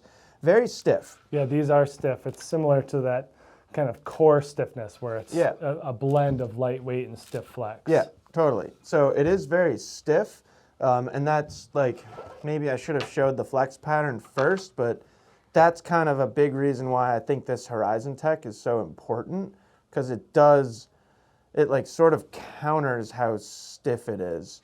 There's a good amount of tip rocker in this ski. Again, like that Horizon Tech, it kind of like goes along with a good amount of tip rocker. I guess you can put it on, like it was on the tail of it's on the tail of the Bent 90, which doesn't have much rocker, but at least in the shovel, I'm used to seeing it paired with a decent amount of tip rocker. And then much flatter tail. There is still a decent amount of rocker in the tail back here, but there's not much splay. So, you know, if you looked at it next to a Bent, it's very, very different. This one's a 19.3 meter turn radius, so kind of nothing crazy there. And I will admit that I didn't have necessarily a super favorable opinion of this ski, even over like the past couple of years. For whatever reason, maybe it was the snow conditions. We had a day, the early January day with Atomic this year, and we were still kind of like learning about all the 2025 stuff. And I knew about the new Maverick 105 and 115, and I was on this ski. We were mostly just filming and taking photos, and there is footage of this run. And I skied it down Tyro through like some soft snow, and I was just blown away. Like, loved how the shovel was handling the softer snow, and then loved the grip and composure through the rest of the ski, and just found it like strong but responsive and like really, really fun. And I don't know if you were here for this or heard me say this, but we got to the bottom of that run, and to one of our Atomic reps, I was like, that thing's awesome. Like, what did you guys do to that thing? And he was like, oh, that's the same ski. Just the 105 and the 115 are different. Yeah. And I was like, mind blown in that moment. And I was like, whoa, okay, like, that's pretty cool. And thinking back to it, I don't know that I had ever had it in that much soft snow. And I think that was a big eye-opening experience for me. Yeah, I mean, if you have your atomic truck and it's soft snow, you're going to grab a bent. Yeah, so you don't really think to do that, and I think that's a really important point that you bring up, and that we don't normally get on these in softer snow because of that. Yeah. So it's, yeah, and I think that there's something to the fact that with 2 sheets of metal, it ends up being pretty stiff. Yeah. But, you know, I think when you get on that 105 and feel the denser ash wood in the core and the lack of metal, a lot different. Feels a lot different. So maybe you're kind of expecting that and got a little bit more energy. You get a lot of energy. Yeah. You get a lot out of this ski, which I think is awesome, and it does do a lot of things really well. Very well-rounded ski. Like, you can ski it in that soft snow. You can also ski it and push it pretty darn hard on a groomer, and with that stiffness and some metal in there, it's no slouch. I always just think it's very interesting how skis can both have, you know, lighter weight wood cores, be similar widths, you know, both 95 underfoot. And then when you look at the tail shape and style of these two back to back, they couldn't be more different, and it totally changes like the landscape of these skis. Yeah. You know, that we have two, you know, both of these are dual metal laminates, both 95 underfoot, similar shape and profile, except for that. Yeah. Like, if this atomic had this shape, it would be pretty rough because it's so incredibly stiff and responsive. Yeah. Like we were saying earlier, pretty well-rounded ski. Good comparison to Serpo, M-Pro, I think Ripsticks, Rangers. Yeah. It does compare. Right in the middle. I mean, it compares well to skis that use carbon. I think, like, the core for me kind of is similar to that in terms of it being very responsive and agile. Interestingly, it doesn't really compare favorably or unfavorably to other skis with 2 sheets of metal. Yeah. It just doesn't, like, it doesn't have that vibe. Yeah. No, it's interesting. And that's not a bad thing. No. It's just, that's how it is. We at the middle here with this Ripstick 96. Yeah, I think so. Don't even have to move it to get to the scale. Nope. Interesting. Now you can see the sign. I know. There it is. For 10 seconds, and then now you can't again. All new stuff here from Elan in Ripstick world. So 88, 96, 102, and 108. The 102 and the 96 get a black edition. So we are kind of entering a different phase of Ripsticks. They changed up the construction and the shapes a little bit, but it's more of a construction change. So still have a tube light wood core in these skis, so carbon tubes that run along the sidewall, along the edges here. And then instead of a carbon sheet on top, now they have 2 unidirectional carbon strips that run on the bottom of the core by the edges, and that really delivers a different level of snow feel and energy underfoot. So it's always interesting to me where these companies are placing the material along the atmosphere of the ski, at what level in the atmosphere that these, you know, your Anomaly over there. Accurate way to describe it, I guess. I don't know. It's unconventional. Yeah, but it's one of those interesting things where the depth. I guess so. Does that describe it better? The depth of the ski? As opposed to atmospheric level? I don't know. You know, but like where you're saying with your Anomaly, where they're concentrating on putting the metal layers on top, Elan is making a conscious choice to put carbon layers on the bottom. And these 2 skis could not be more different. You know, your Anomaly 84 and your Ripstick 96 here are very, very different skis. They also are using more of a horizontally or a milled core shape here in the top, so they're thinning the sidewall as you get from the middle out to the edge, more trapezoidal than it's been in the past. And then we are done with vapor tips in the shovel of the ski, replaced with a flax layer.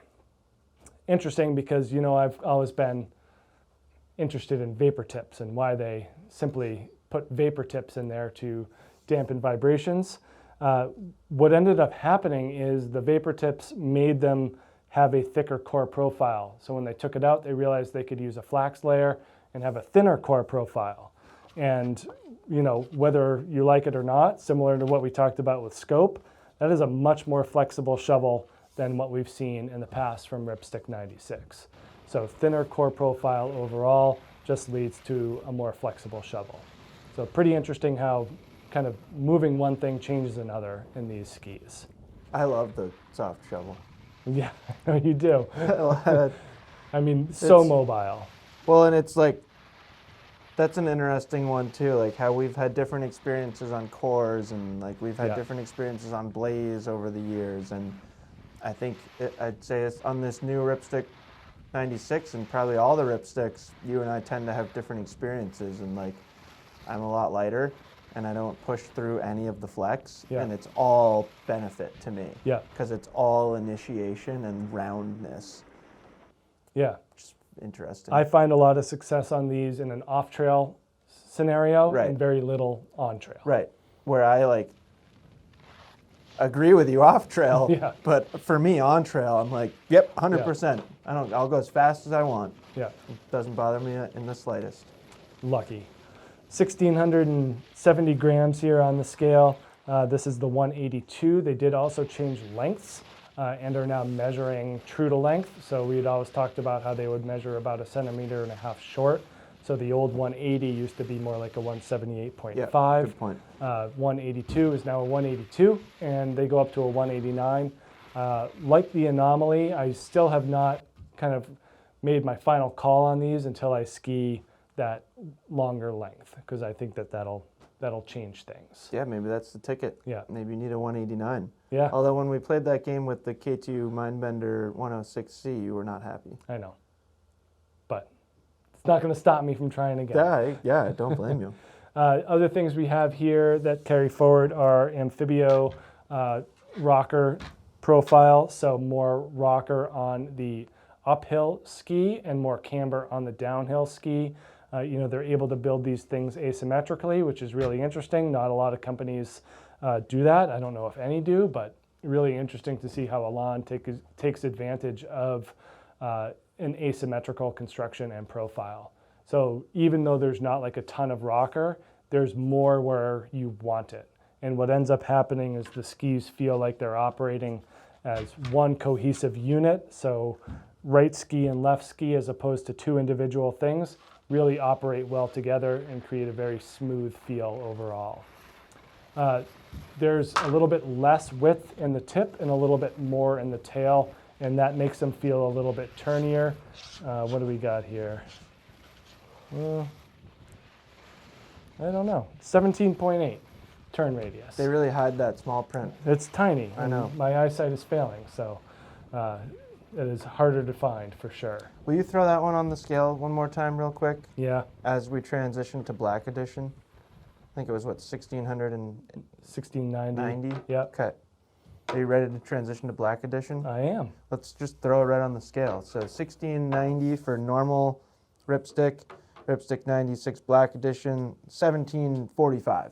So say we gain 50 grams with this Black Edition. We also just gain more carbon.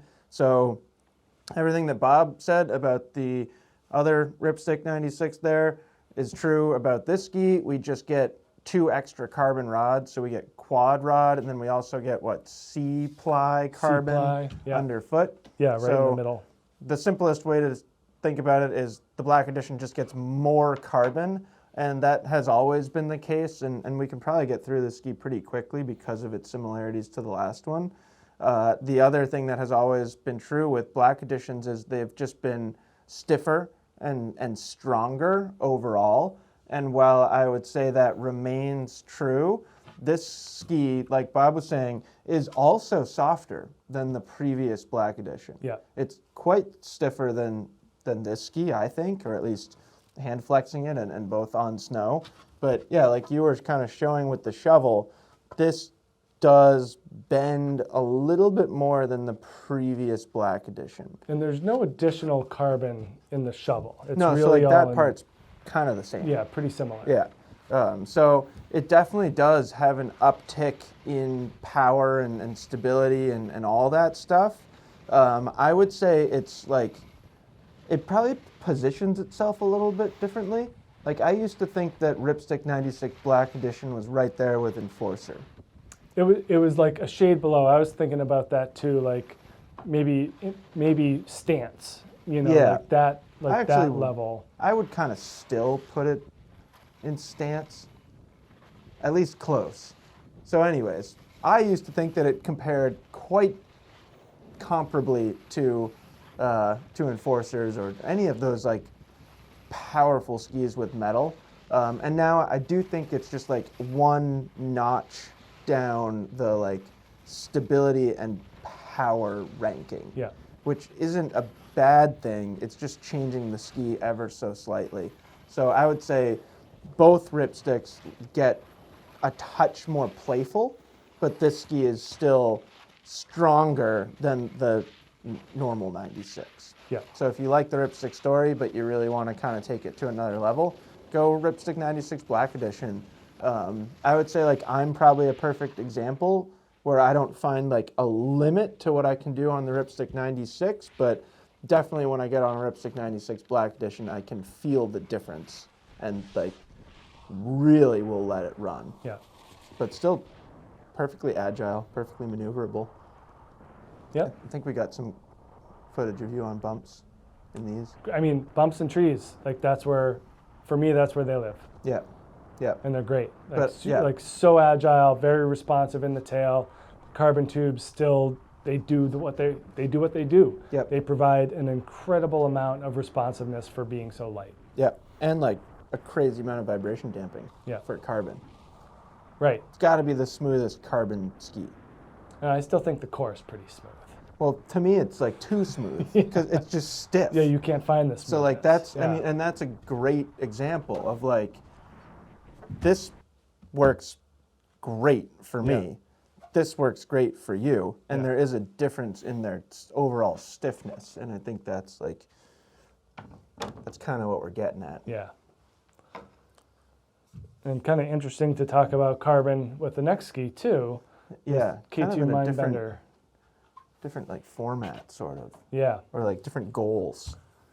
This Mindbender 96C is really interesting because within K2's Mindbender line, it really filled a gap that didn't used to be there, obviously. But you know, between the 89 Ti and the 99 Ti, you had two very kind of rugged front side / all mountain skis. Like the 89 is extremely capable in a carving format, and the 99, even though it's got the width of something that's more versatile, it just feels more comfortable in a carved turn. So that kind of left this gap where this 96C really nicely fills. Yeah. Where in this, you know, we got 96s for a while here, Jeff.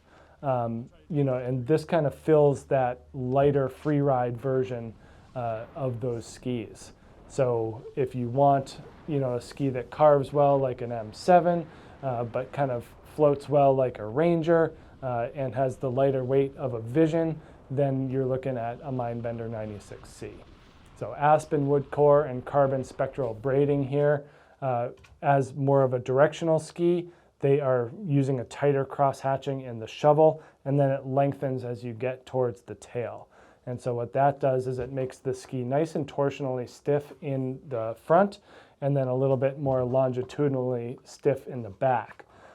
What that does is in softer snow, makes this really floaty and easy to maneuver. Like every bit of energy you put in really gets translated to kind of making the ski get up on edge. And then the tail, we've talked about this with the 106, and it's a similar thing here with the 96 where it acts more like a rudder. So that stiffer flex really kind of stays in the snow and allows you to steer really well through softer snow and powder. 1,870 grams, and these skis kind of have a good amount of rocker here, especially when you decamber it, and they're not too stiff, so you're going to be decambering it naturally just when you stand on it and engage in a turn. But nice long rocker profile and some more dramatic taper than we've seen in some other skis here. So bringing that widest part down really makes this thing float well. And then pretty long tail rocker here as well, although not a lot of splay. So they're really kind of increasing the energy by keeping the ends of the skis closer to the snow. And I think that makes sense when you're talking about blending, blending those characteristics of having the on-trail capabilities of an all-mountain ski with those soft snow capacities. So I think these are great, and I think that especially for K2, like in a vacuum, they're wonderful skis, but for K2, like, I think this really fills a need that they did not have a ski for in the past. Yeah, I agree. If anything, like Poacher was that was the ski that kind of filled that spot, and this is far better for a directional skier. I don't really have anything to add. The only thing I would add is you like twisted the shovel and then talked about the tail. Yeah. The other thing that change in the cross hatching does is when it gets more vertical, it takes out torsional stiffness in the tail. So although it's like longitudinally stiff, it's never fighting you. Right. So it's like a tool to use to your advantage because it's kind of like amenable to what you want to do. Yeah, but it's not, it's not very stiff at all. No. Which I think is really fun, especially if you're spending most of your time in bumps and trees. Like this is a phenomenal tree ski, similar to these lighter weight ripsticks. So you're just getting that agility. Kind of similar to Blaze too. Yep. In fact, I was just thinking about it. Like, do you remember when these skis came out? Like all the Volkl skiers that had traditionally been Mantra Kendo skiers and then got on Blaze and were like, I like this more. Yep. Like, not that a lot of K2 skiers are on Mindbender TIs, but I feel like a lot of people would get on that Mindbender 96C and be like, oh, this is great. Yeah. I don't need skis with metal. Right. There's enough power and performance to go along with a more amenable personality. And like great mogul tree performance. Yeah. And if you do need metal, you can just get this Faction Dancer too. Oh boy. Because to me, I'll take that one. You can fix your ski mess. edge.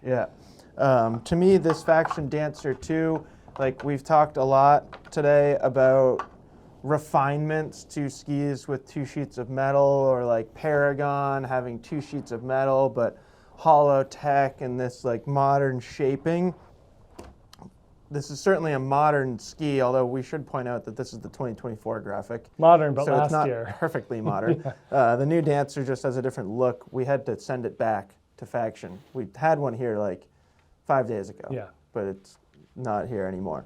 But anyways, so this ski to me feels more traditional in the sense that it's just a poplar wood core and it's 2 sheets of metal, and that's about it.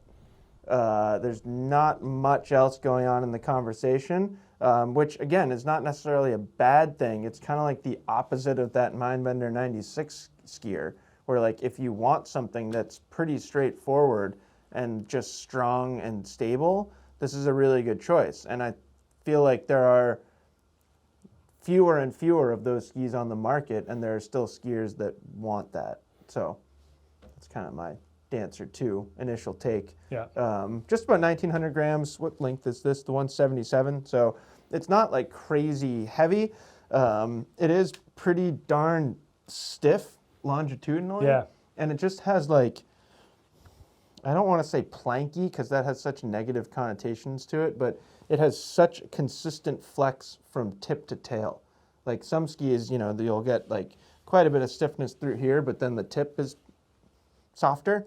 This ski is just stiff throughout. One thing that I'm very thankful that they do is, I don't remember what ski, maybe here or no, it was here, maybe, I don't know. You were talking about vertical sidewall kind of step down to cap construction, and they do that both in the tips and tails in this ski. So you can kind of see the black vertical sidewall, and then it does end and go into cap construction. And that also happens down here in the tail. And that kind of, like we were talking with the cross-hatching carbon, that cap construction does have less torsional stiffness. So it's like if that wasn't there, this thing would be a beast. And it still is a very strong, very stable, highly capable ski, but it's got like a touch of user friendliness to it as well, because of that cap construction. And that's basically exactly where the rocker starts. So that same conversation, was it Chronic that we were? It was the lines that we were talking about that specifically, so, yeah, basically right where that sidewall ends, that's where the rocker starts. So they are building a little bit of forgiveness and maneuverability into the tips and tails of the ski. But it is just like, it's still stiff. It's stiff. It's not your soft snow like floater. No. You know, like if you're looking for that, then your K2 is a better choice. And it's not the straightest ski by shape. It's an 18-meter turn radius. But like they ski kind of straight. Do you know what I mean? Well, I will say that everyone that gets on them loves them. Yeah. Like it's a very universal approval rating for because there's no dancer surprises. skis. And I think a lot of that is also coming from the fact that people over the past 2 decades have skied a lot of this. Right. So like you put people on it and it's kind of familiar. Yeah, totally. And then it's like they find familiarity and comfort, and then can really like, once you feel comfortable on a ski, you're more likely to do different things. I also think that people are expecting different things from a faction. You know, they're expecting a twin tip freestyle ski, and then they get on this and they're like, whoa, where's all this power coming from? Right. Which is pretty cool. Kind of like we were saying with Chronic. Right. Where like you wouldn't necessarily expect how much stability it has. Not so with this thing. I think you're expecting high power performance and precision, and you're getting it. It better live up to your expectations. It does. This is a Volkl mantra. Yeah, this is the new M7, and you know we have a full review of this ski out, so there's a lot of details that we probably won't get to in this comparison. Some of the most notable changes, though, we do have a change to the tailored carbon tips, slight changes to the metal frame. They have brought the metal in from kind of these impact points where the start of the frame happens, and that's hopefully reducing some delamination issues that they had, mostly from people like clacking their tails together or something like that. But we do have 2 sheets of metal. That upper is a frame, the tailored frame, which really allows them to put more emphasis on edge control and power. And they set their wood core up like this as well. Their multi-layer wood core, where they put the sturdier beach on the outside to line up with that metal. And that's kind of opposite of what your Anomaly does over there, and the Paragon, where they're putting the lighter weight wood on the side. This really shows Volkl's just true adherence and emphasis on precision and edge grip. So pretty cool how they go about that. 2170 on the scale here. I think that's the heaviest I've seen. It's that would be. It's either that or this. I was trying to remember and I couldn't. They're basically identical. Yeah, 10 grams off. This is the but one. This is longer. Yeah, this is the 177. Yeah, so we'll give it. We'll give it to the Volkl. We'll give it to the Volkl. Heaviest mid-90 ski. So far. I don't think anything will take that. No, not even that long Rustler. I don't actually, think so. the Camox might come close, but close. And then similar to the conversation we had with Blaze 94, this ski utilizes 4 radius drive, so a shorter turn radius in the tip. And then the new one is kind of the middle one here, the fourth or the additional radius after 3D radius is very long at 40 meters. So really crisp initiation, and then you can also get that short turn radius in the middle and through the tail. But if you want to keep it at kind of a lower edge angle and let it run, you're getting a ton of stability and high speed compliance, especially in this kind of middle third of the ski here in the forebody. And like that Blaze, it's pretty flat. You know, there's not a ton of camber underfoot, and then there's long, low rocker. They really want you to utilize the entirety of that 4 radius drive. But it's like pretty thick sidewalls all throughout up here. You know, it's just an impressive ski in terms of pairing this long rocker, long and low rocker. It is a lower profile overall than the M6 that we had, so that's going to just put more ski on the snow and deliver smoother overall performance. I just found this to be about as energetic and responsive as they come. probably to nobody's surprise. Like that's It's so it's awesome. as I mean, advertised. if you're a Mantra fan, you're gonna be very happy. Yeah. Because it captures and retains all the good things about Mantras and just makes it that much better. Yeah. I mean, it is. I'm willing to say it is the best carving ski on this wall. I'm not going to disagree with you. I think It kind of has to be, right? I might rather carve on an Enforcer for and I think other people day. would too. Yeah, but- I think like those are skis that belong in the conversation. But I think like I don't mean that's a better ski than an Enforcer. I just mean it's a better carving ski I agree. It is a better carving ski. with whatever like that comes along with sacrifices. Yep. It is not particularly fun off trail. No, in my opinion. it's I just- don't like the sound it Yeah. makes, but in that kind of on trail format, like it's so freaking good. Yeah, and it's definitely the opposite in terms of sound as the You Stockli hear a over lot. here. Yeah. Yeah, you really feel it. We've talked about the race car performance and how you feel every bump, but you kind of have to if you want Right. that level of cornering performance. Yeah.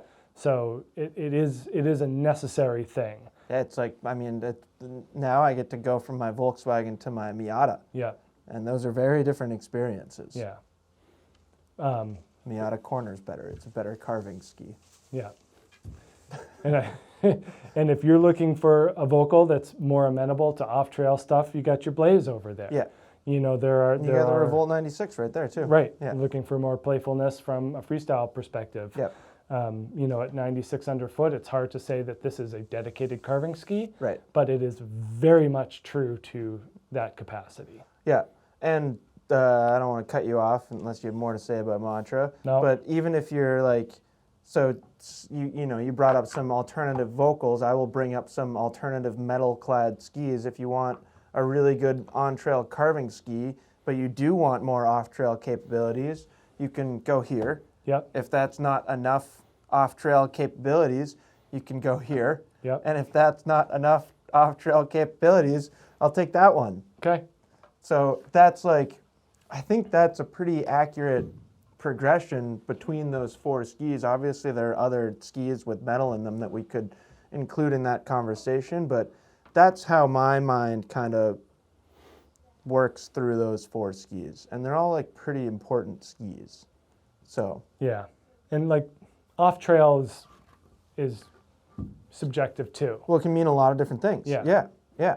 So like wind buff, crud, chop, the Mantra's going to do just fine. Yeah. It's when it gets tighter and you got to put some more effort in. That's Or when deeper. Or deeper. Tighter or Yeah. deeper. Yeah. So Stance 96 here, new color for 2025, same ski other than that. Every time I look at this one, I think I'm looking at the Stance 102, which is probably a good thing because the 90 and the 96 always looked a little boring compared to the 102, and now they're bright and fun and exciting. Yep. I like the contrast between the black and the bright, and I feel like they kind of brought that all over from the 102. So same ski aside from that, poplar and Karuba wood core. We get 2 sheets of metal, and then they cut this kind of window out of the top sheet of metal, and that's just taking a little bit of weight out. This is pretty long, 182, and we're 1900 and call it 15 grams. So, you know, certainly lighter than we saw in Mantra, lighter than these skis over here. So that's kind of reflecting that better soft snow, off-trail, tight terrain capability. And then it's still like a supportive ski. Yeah, real energetic, like similar to Serpo energy. Yeah, actually they ski pretty similarly. I would say this one is a little bit more damp, a little quieter from the tip to tail, full metal.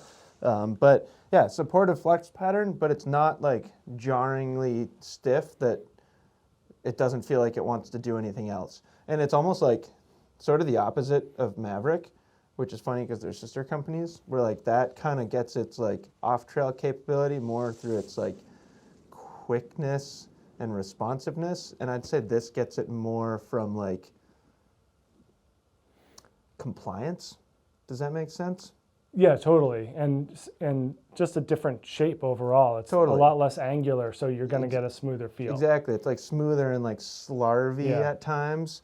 So I really like the way that this ski feels. I'm still surprised you don't see more of them, but maybe you will now that they look cool. I think that's a big part of it, is that they never really looked that cool. Yeah. So there's definitely some off-trail soft snow intention in its shape. And honestly, I kind of think about Salomon more as like a free ski company than anything else these days. They do make narrower carving skis, but I think a lot of people, when they think of Salomon, their mind goes to QSTs. Yeah, it's so ubiquitous. I mean, they have such a strong following there, and I think it's cool that like that kind of concept trickles into their more directional metal skis. But good amount of tip rocker up there, and then it's not like we have 102 amounts of tail rocker, but that's still a decent amount of tail rocker, and that to me, the flex pattern with the amount of metal in this ski combined with that shape, it just gives it such a smooth feel and such willingness to do just about anything. Yeah, including pretty deep snow. Yeah, it was like 100%. Day 2 of our ski test, and I took Matt for an adventure. On this? Yeah, Pipeline, Goat Woods, and the snow had just really built up there throughout the past 2 days of snowfall, and we got into some pretty deep snow, and he was really impressed. Yeah. You know, I think I was on my Bent 100 or something like that, which was great for that type of trees, and he was really blown away at how well those handled those types of situations and conditions and terrain. Yep. 20-meter turn radius. Yeah. So that, like, to me, that helps in that soft snow application. And I do think it feels, I don't even remember where we were talking about this. Serpo? Yeah, Serpo. That was a long time ago. It can make shorter turns as well. And I think that's what you were referring to with like its responsiveness and feedback on a groomer is, and you can bend it. So don't let that 20-meter radius scare you. You can persuade it into shorter arcs. Yeah, I've had a lot of personal success and happiness on these stances as well. Yeah. And now we got a Fischer Ranger 96. Yeah, if you're a Lakers fan, you're in luck. That's what it should be in the catalog, like Lakers yellow and purple. I mean, somebody that works for Fischer is a Lakers fan. How do you? I don't know. They must be. Same ski as in years past. We do get a slightly different color. They better make it green and white next year. There's got to be some type of NBA champion ski collaboration going on. But no, same ski overall. So mix of poplar and beech and the wood core, and then we get our Shape TI layer here. We've kind of touched on H-shaped metal throughout the course of this. This is like the thicker H, I guess. So kind of a narrower slit in through the middle of the ski here where the metal stops, and that kind of allows the ski to articulate a little bit better and flex more torsionally. And then in the middle at the mount point, it does indent in a little bit, and that's just meaning to make that metal flex a little bit more naturally. But a little bit more flexible in the tips and in the tails. We've talked about consistent flexes with skis like the Stance and the Dancer here. This is a little bit different. So we're getting more differences in the freeride oriented shovel and then the all mountain oriented mid-foot area. So kind of soft, stiff, soft, that type of character. And that's great for skiers that are mixing between things, like Jeff. Is that what you were getting at? Yeah. Yeah. It's just, to me, it like a lot of similar feelings on that ski as Ripsticks. Yeah. Yeah, and it's just, I think that for softer snow, this ski works really well. I've kind of struggled with it on hard snow, expecting it to feel more Mantra or Stance-ish, and for me, it just doesn't. It's the same Ripstick conversation. Same Ripstick conversation. Yeah. I kind of end up just pushing through the shovel here, and then I have to make a conscious decision to be like, okay, I got to ski it here. Yeah. And I'm like, oh my God, it's bending. Right. Sick. Yeah. But it's also interesting because I think it's the transition from flexible to a little bit stiffer that throws me off. Yeah, sure. Whereas like if it's full flex, like this Revolt or the Fischer Nightstick, like a full consistent flex, I do a lot better. Yeah. I don't have as much success when it is more different. Well, it's probably more different for you than it is for me. Yeah. You know what I mean? Yeah. No, whether it's stiff or soft, I prefer consistent. Right. So I'm not. Right. You know, this is going to work great for some people. Guy Chris that used to work for us loved these Rangers, and he was a very technical skier, really adventurous in the woods, and just in search of soft snow. And this and the 102 were like his favorite skis. Will he be back? Does he just temporarily not work for us I don't anymore? know. I hope he's back. I don't either. I hope he's back too. Chris, come back. He's not watching, is he? Yeah, probably. 2,000 grams here in the 180, so there's some stuff there. Yeah. And then 18-meter turn radius. I think this ski is longer than an 18. I don't think I've ever found an 18-meter arc on this. I might agree with you, because when I think about like all the really good rewarding runs I've had on it, they're bigger. They're like wall to wall. Yeah. Turns on a groomer, just letting it fly. I missed out on that rocker profile. Lots of splay here. Yeah. Kind of Dynastar-ish in that regard. Pretty similar skis too. Yeah, and then a little bit. This is with appropriate rocker in my opinion. Nothing crazy going on here. Really, just kind of average. Very linear progression of rocker as you go up in width. Yeah. In Rangers. Next ski is very interesting, and we're really ending with like arguably 7 twin tips in a row, although Blizzard probably wouldn't want me to call their Rustler 9 a twin tip. Do you want to throw that one on the scale for me? So this is the new Vision 96.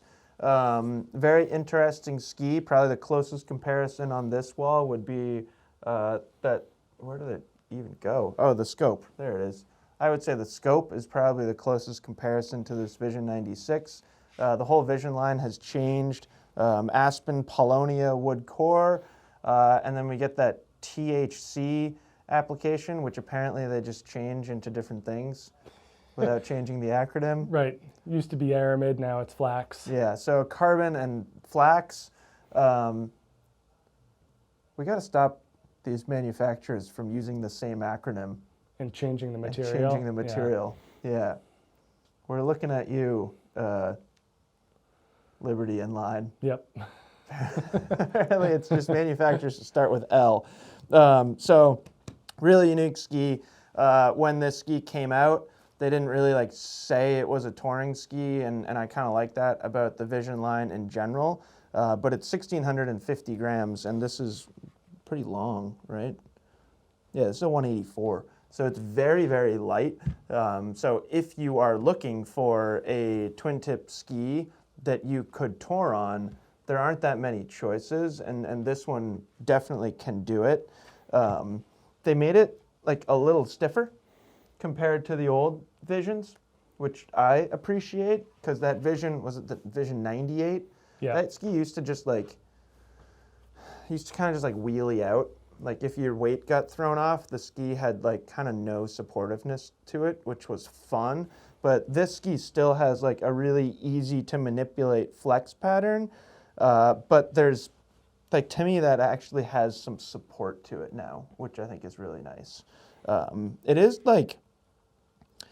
is a directional twin tip, which I think is important to understand. If you want a park ski, I would be much happier over there with Chronic, where this feels more like a freestyle-inspired tree ski to me.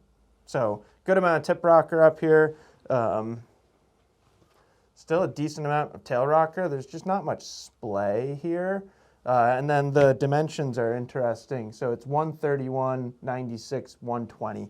So truly directional dimensions. And then would it be fun to I don't know if you're going to get a radius on those. No. Oh, you're looking at your mount points there? Yeah, mount point is traditional. Yeah.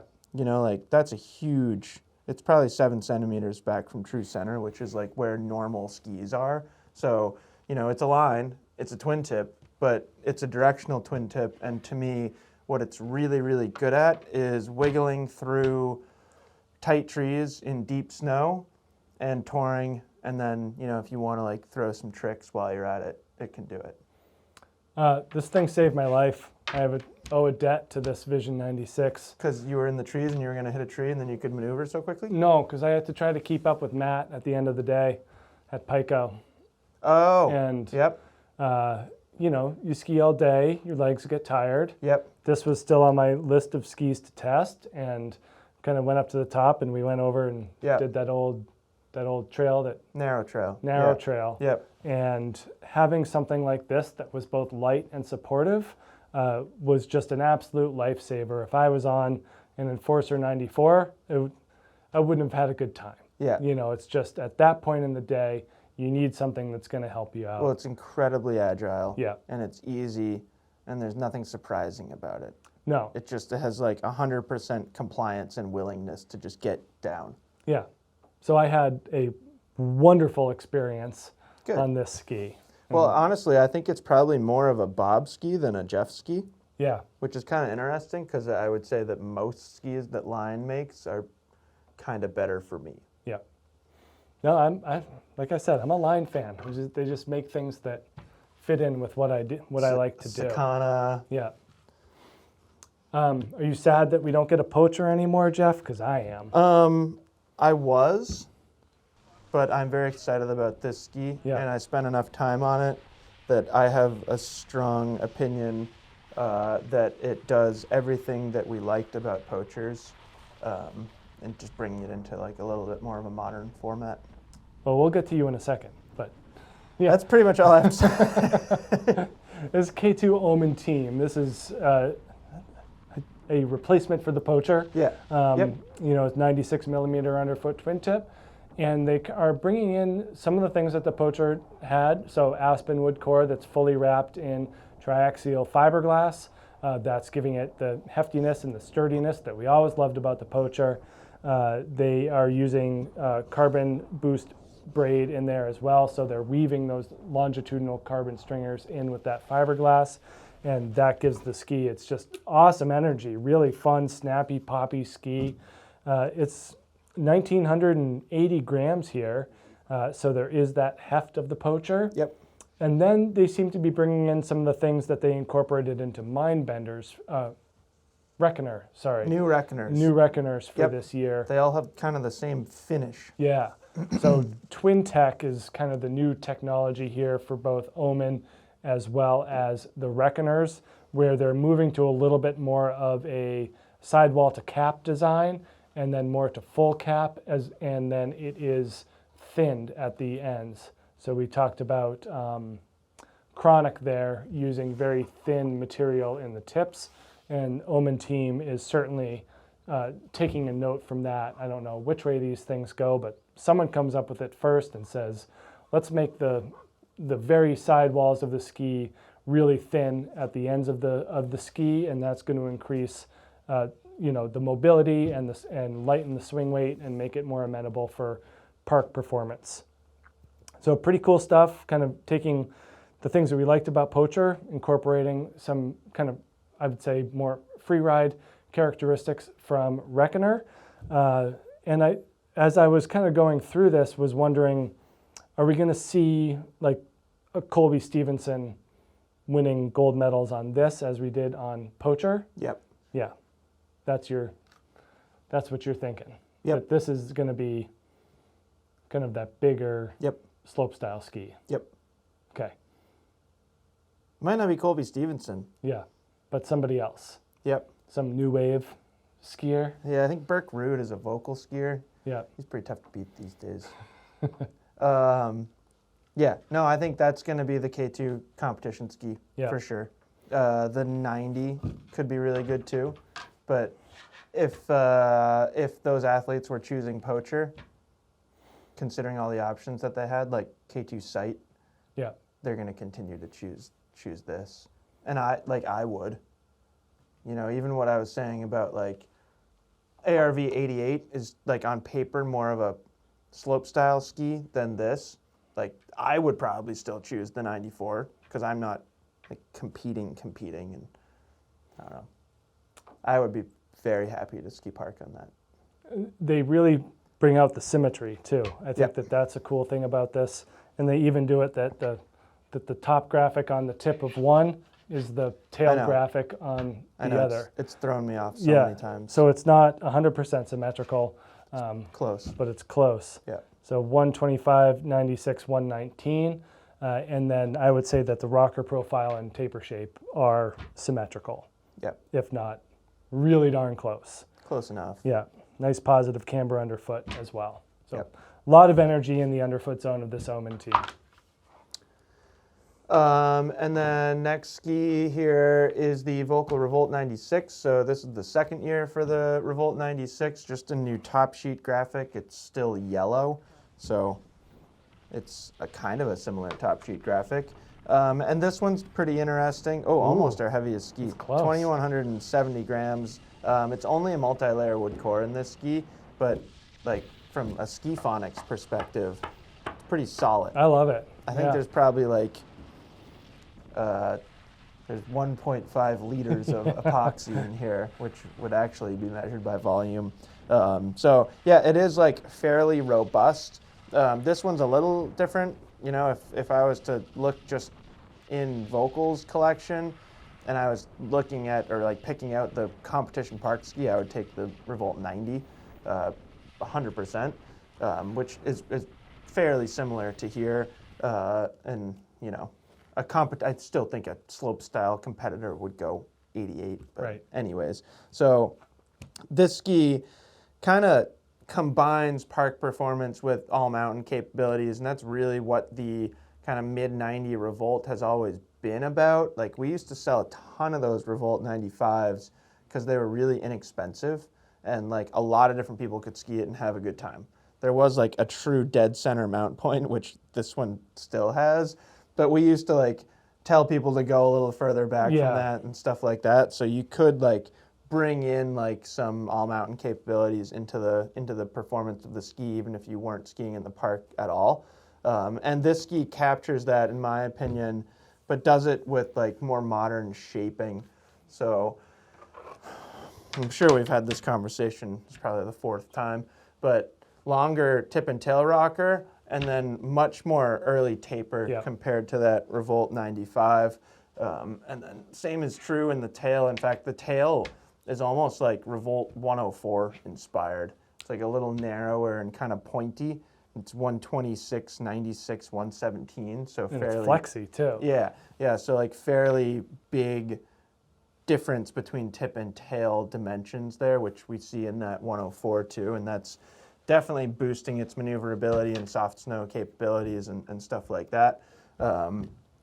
Pretty like robust, but not stiff. So it's like an interesting combination of feeling very quiet and stable, but also remaining playful. I have a lot of fun on it. It's continues to be a tremendous value. I think they're what, $450? They're not expensive. Full price. Yeah, they are. Very reasonable. It's a lot of ski for your money. It carves, you know, it doesn't like carve like a Mantra, but if you have like balanced skiing style and you don't ask that much of it, it can carve. It can wiggle around in the trees. I find it a little heavy in the park, but a really, really strong skier won't have any issues with that whatsoever. Yeah, and they don't take the same measures that other skis do it, lightening the swing weight.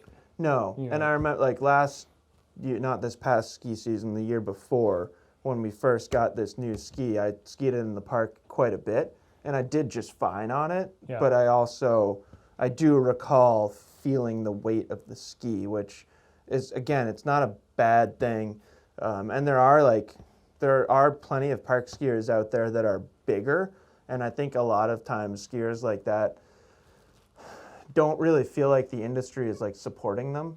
Like there aren't many longer park skis. There aren't many like kind of stronger park skis, so this is nice to have. And Yeah. then I think it just kicks up its all-mountain capabilities too, because you get that stout, stable feel.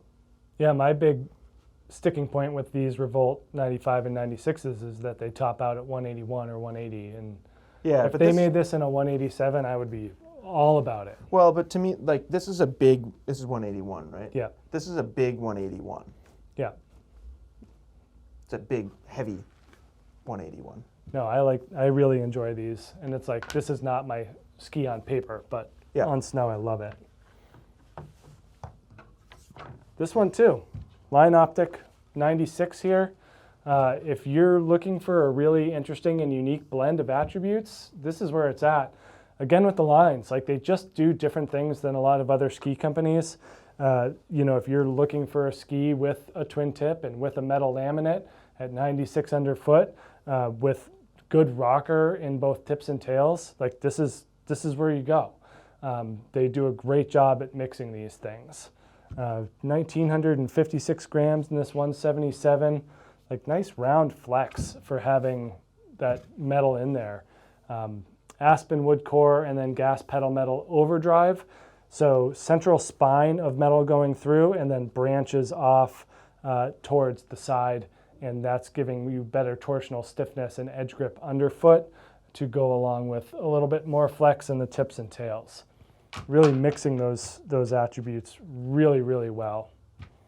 And similar to what we talked about before, the rocker starts where the sidewall ends and goes to cap, emphasizing more free ride capabilities and flotation in both tips and tails. So we see that kind of carry through. You know, not a freestyle twin tip like Revolt or Omen or even Chronic there, but there's certainly some splay back here. I think that the metal is kind of keeping it out of specific park world, but I think so too. I've skied with some line athletes that were on it in the park, but Yeah. they were like older and I'm sure they were doing it with some amount of irony. yeah, Like, you know, or like, I don't know, just Yeah. because they can. right. But it's not something that you would go into a shop and say, I'm looking for a park ski. And then No, get it's handed much better this. for like the all-mountain skier who likes the idea Yeah, of having a park ski and maybe wants to like learn how to ski switch and stuff like that. This would be perfect for that. yeah, it does have that for sure, and really bouncy and really energetic. Yeah. And you know, whether you're making kind of medium radius shaped turns on the side of the trail like I like to do, Yeah. or trees and bumps, I think that this Optic 96 is awesome. Yeah, I do too. I think they're sweet. Yeah. Very pointy.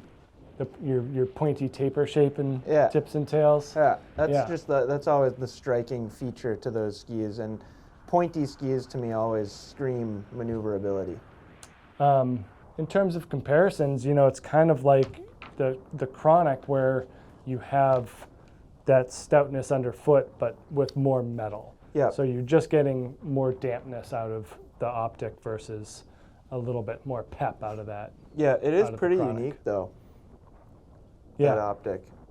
Yeah, and I think that if you're looking at a little bit wider, maybe something like a Nordica Unleashed 98 pops in as a ski that has those characteristics. Yeah, but not as pointy. Not as pointy. And like this one too, this Camox. Yeah, Again, I not was- as pointy, but I was actually just looking at that ski as being like kind of similar, and then I almost offered you to trade. You get to talk about this ski, and I get to talk about Nightstick 97. no deal. I knew you wouldn't take it. I have fond memories of the Nightstick in my Whistler trip last summer. And Yeah. I always like a chance to talk about it. But I'm perfectly happy to talk about Camox too. We did like a fun on snow Camox review like a little less than a year ago, maybe like 9 months ago. That was really fun. I've always thought you looked really good on this ski. I mean, it's a top 5 for me for sure. In skis on the market, Yeah. period. Yep. Yeah, it just looks like it meshes with the way that you ski so perfectly. This is one of those Black Crows that's like very simple. It's just a poplar wood core. That's it. In fact, on their website, I think it just says poplar fiberglass. So they're not like I'm not trying to pull a fast one on you Yeah. by calling it STK5. Right. I mean, there's edges, there's sidewalls, there's other stuff, but I just mean they're not creating an acronym. What was the weight there? 19 something, 2000 We'll call something. it 2000 exactly Yeah. in this 180.4, which is like on the heavier side, I'd say, and then pretty strong. Yeah. You know, it's like that's like just a testament to Black Crowes. Like they're not putting a ton of stuff in here. They just control it through shape and core milling and thickness and stuff like that. And this is one with very thick core profile. Yeah, but when through the shovel here, I'm gonna steal it, and then when you look at underfoot, the step down, like the step down, like that is extremely thick. So Yeah. you're really getting that that grip underfoot to go with still those stout sidewalls, which almost looks like the Mantra. Yep. Like this is a very similar sidewall profile as, No, that's true. as your Camox. Or like new Enforcers. Yep. It's pretty like similar thickness through the shovel of the ski. It is a directional twin tip, 97 underfoot, not that much rocker. So it's kind of interesting, and I'll tell you why I think it's interesting. A little bit of tail rocker here, but not that much. And then like high camber height. So what's interesting to me about this ski is how I have perceived it over the years. And for whatever reason, I have often found it hard to think about this ski in any other format other than a comparison to the Cactus.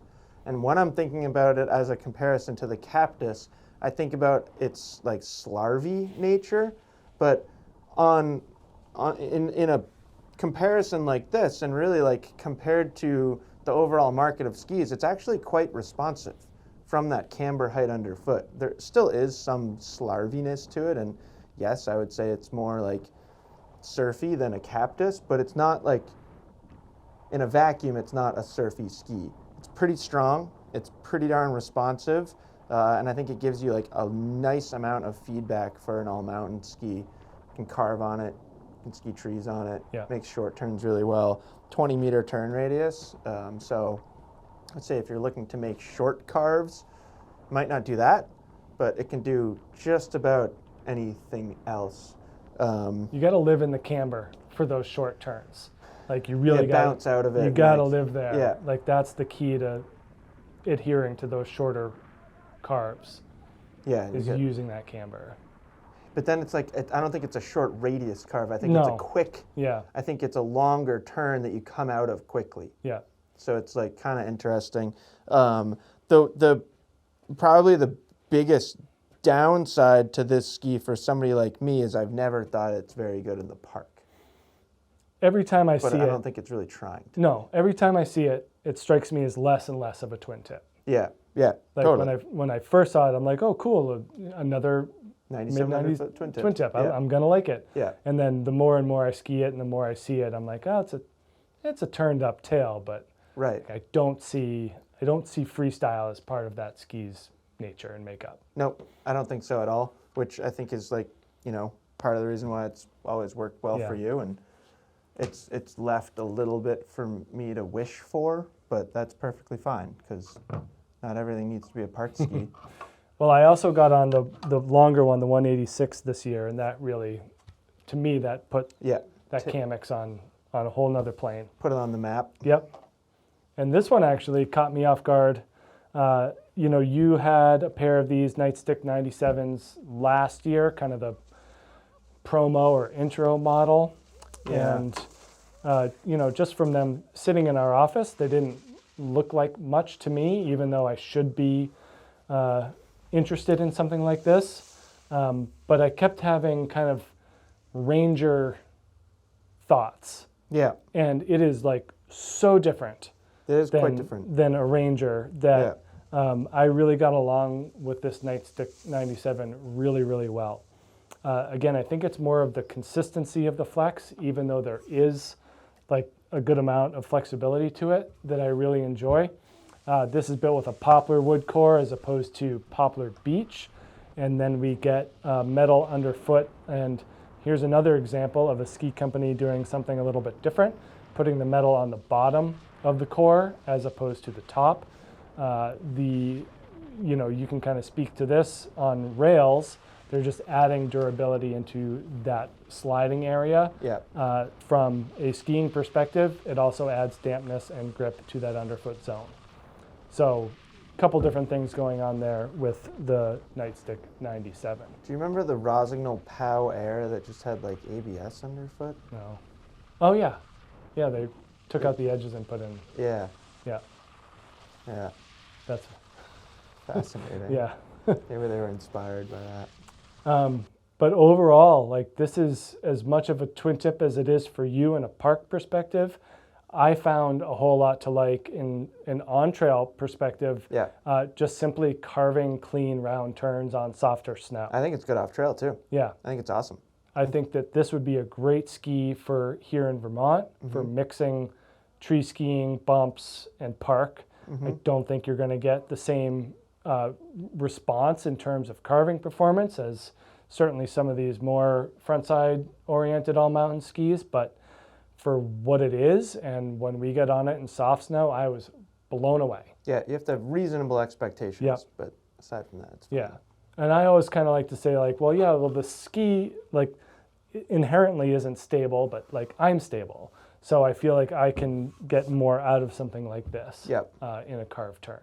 Yep. But There are some interesting similarities in the capabilities between that ski and a Rustler 9. there are. What is it, 1,670 grams? Did I say that already? I don't think you said that already, but that doesn't seem right to me. Can you zero that thing out and do it again? I think so. I think it's like 1850. That looks better. 1852, Jeff. Yeah, I was close. And a nice high rocker camber profile here. Yeah. Another thing that I really like about that. I found it like very trustworthy as a park ski. It doesn't feel light on your feet, but it like kind of feels like light in the air. Yeah. The shape is very catch-free for landing rails. Like if you land a little off balance or like you don't get your 450 around, like it's not gonna fight you. And yeah, I think it's sweet. And it's like, that Whistler trip was really fun, like for personal reasons, but it was also really nice to get on that ski because I think I skied it like 2 or 3 days here before I went out there, like in the spring to end the season. Yeah. And like the snow just wasn't that great. And I remember like trying to carve on it and like the snow was just peeling away because it was spring and I wasn't able to like form a great opinion of it. And then got to take it to Whistler and ski it for like 10 days straight in the park in the summer. And Yeah. I was like, this thing is incredible. Well, no, and I So remember fun. that day skiing with you and being like, well, I don't really care Yeah. to get on this thing. Yeah, And then this past year, it was there and Yeah. it was a good day and yeah, I was extraordinarily surprised with yeah, this it's thing. sweet. 104 is too. And then great ski to end on. I said that about the Serpo to start. I think the Rustler 9 is a fun one to end on. Bob mentioned at the beginning that this is 98 underfoot. It's only 98 underfoot in this 186 centimeter length. I ski the 180. That one is 96 underfoot, so it does absolutely belong in this category, and no, it will not be in the 100 comparison because I'm putting the Rustler 10 in that Okay. one. But yeah, this is the Rustler 9. So this is that True Blend Freeride wood core. So what do they just drop the beach? No, it still has it, but it has Polonia as well. Less beach. So beach is still in the central portion, but less. It's lighter. Yeah. There's less dense wood Correct. in the True Blend Freeride wood core. And then this metal application is where we first heard the flux form term. And in this ski, it's very different. So there's a single layer of metal underfoot, and then there are 2 that run along the edges. So there's 3 total pieces of metal. The metal along the edge is not physically adhered or connected to the metal underfoot, and that is on purpose. Some engineer figured it out. That's important, Yeah. yes. And that was something that they stressed to us is they are 3 different pieces of metal. And that's something that continues with Anomaly. And that's what I got to see kind of firsthand in their Mittersill factory. So this ski is really cool. We talked about it a lot last year because it's just like an awesome progression from the original Rustlers.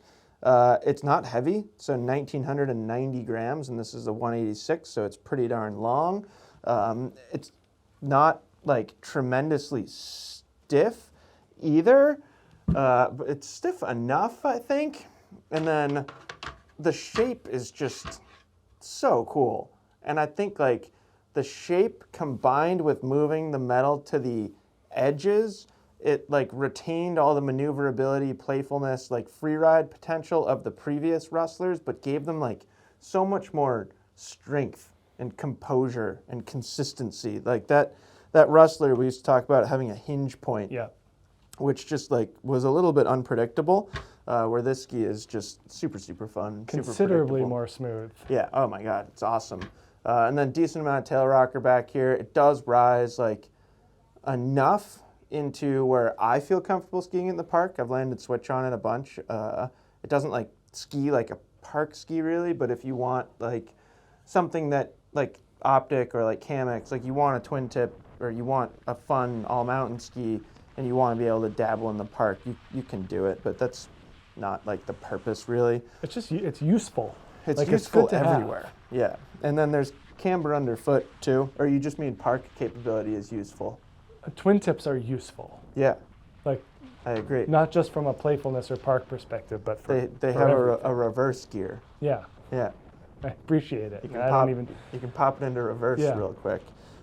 So yeah, this ski is so much fun. It is one of my favorite skis on the market, period, regardless of what category you're talking about. Yeah. I think it carves beautifully. I'm sure there's somebody out there that thinks I'm crazy, but I just find it makes like such rewarding, clean, round turns. I like skis that are kind of like already bent into the shape that they need to be to carve. I think it's super, super fun off trail. It's not nearly as precise as something like a Mantra or an Anomaly, but considering what you gain in soft snow and off trail, I think it's pretty darn good. And then, yeah, you throw in kind of that soft snow capability and a little bit of park performance, and you've got a really, really capable, useful tool. Yeah, and I'm glad that they've taken some of that influence and put it into Anomaly. Like, not Yeah. too much, but enough to Yeah. just kind of unlock that They higher definitely- power ski. They definitely opened it up. And I can only imagine there's people, you know, there's people that work for Blizzard that I wonder if they're surprised at the, like, just overwhelmingly positive response to this ski. You make a good product and people like it. It's not. Like, I can't imagine it's the case. Like, did Rustler 9 ever outsell Bonafide? I don't know. I wouldn't think so. I doubt it. But I wouldn't be surprised if Rustler 9 outsells Anomaly 94. Which maybe is just a reflection of like how the market's changing. Right. Bunch of old parks, bunch of 38-year-old park skiers like me out there with money. Well, they're just able to put more, similar to putting more playfulness into an Anomaly, they're now able to put more performance stability into a into twin it. tip. Yeah, no, that's So a great it works point. both ways. Yeah, so it's great. It's definitely one of the better tree ski, soft snow skis on this wall. And like you said, kind of that, I don't want to say clown shoe, but it's a very dramatic splay. The shape is very different than most yeah. skis up here, And like- even the twin tips. For me, like just visually looking at it, like I don't love it. Like I just don't love how bent out that is. I do. But you don't feel, but it feels fine on snow. Yeah. Like the way that it looks and the way that it feels to me end up being two different things. I like the way that it looks because it gives me visual confidence. Yeah. That like the tip's just going to go over anything. That's funny. I don't love pre-bent skis. Yeah, it's fun. I like them pre-bent a little bit. So yeah, that's it. We did it. No, it must have been 2.5 hours. How you feeling? Good. Good. Yep. My back hurts. But Okay. anyways, that was Mid-90 2025 all mountain skis. And twin tips? That's fair. And Yeah. twin tips. Yeah, twin tips are all mountain skis Yeah, too. for sure. A twin tip can be an all mountain ski. An all mountain ski is not necessarily a twin tip or Yes. whatever. You know what I'm trying to say. I do. So anyways, let us know if you have any questions about this skis. Leave a comment if you have a category that you want to see next. Certainly can't promise that you'll get it, but we do read those comments. So yeah, let us know what you think, and we will talk to you soon. Bye.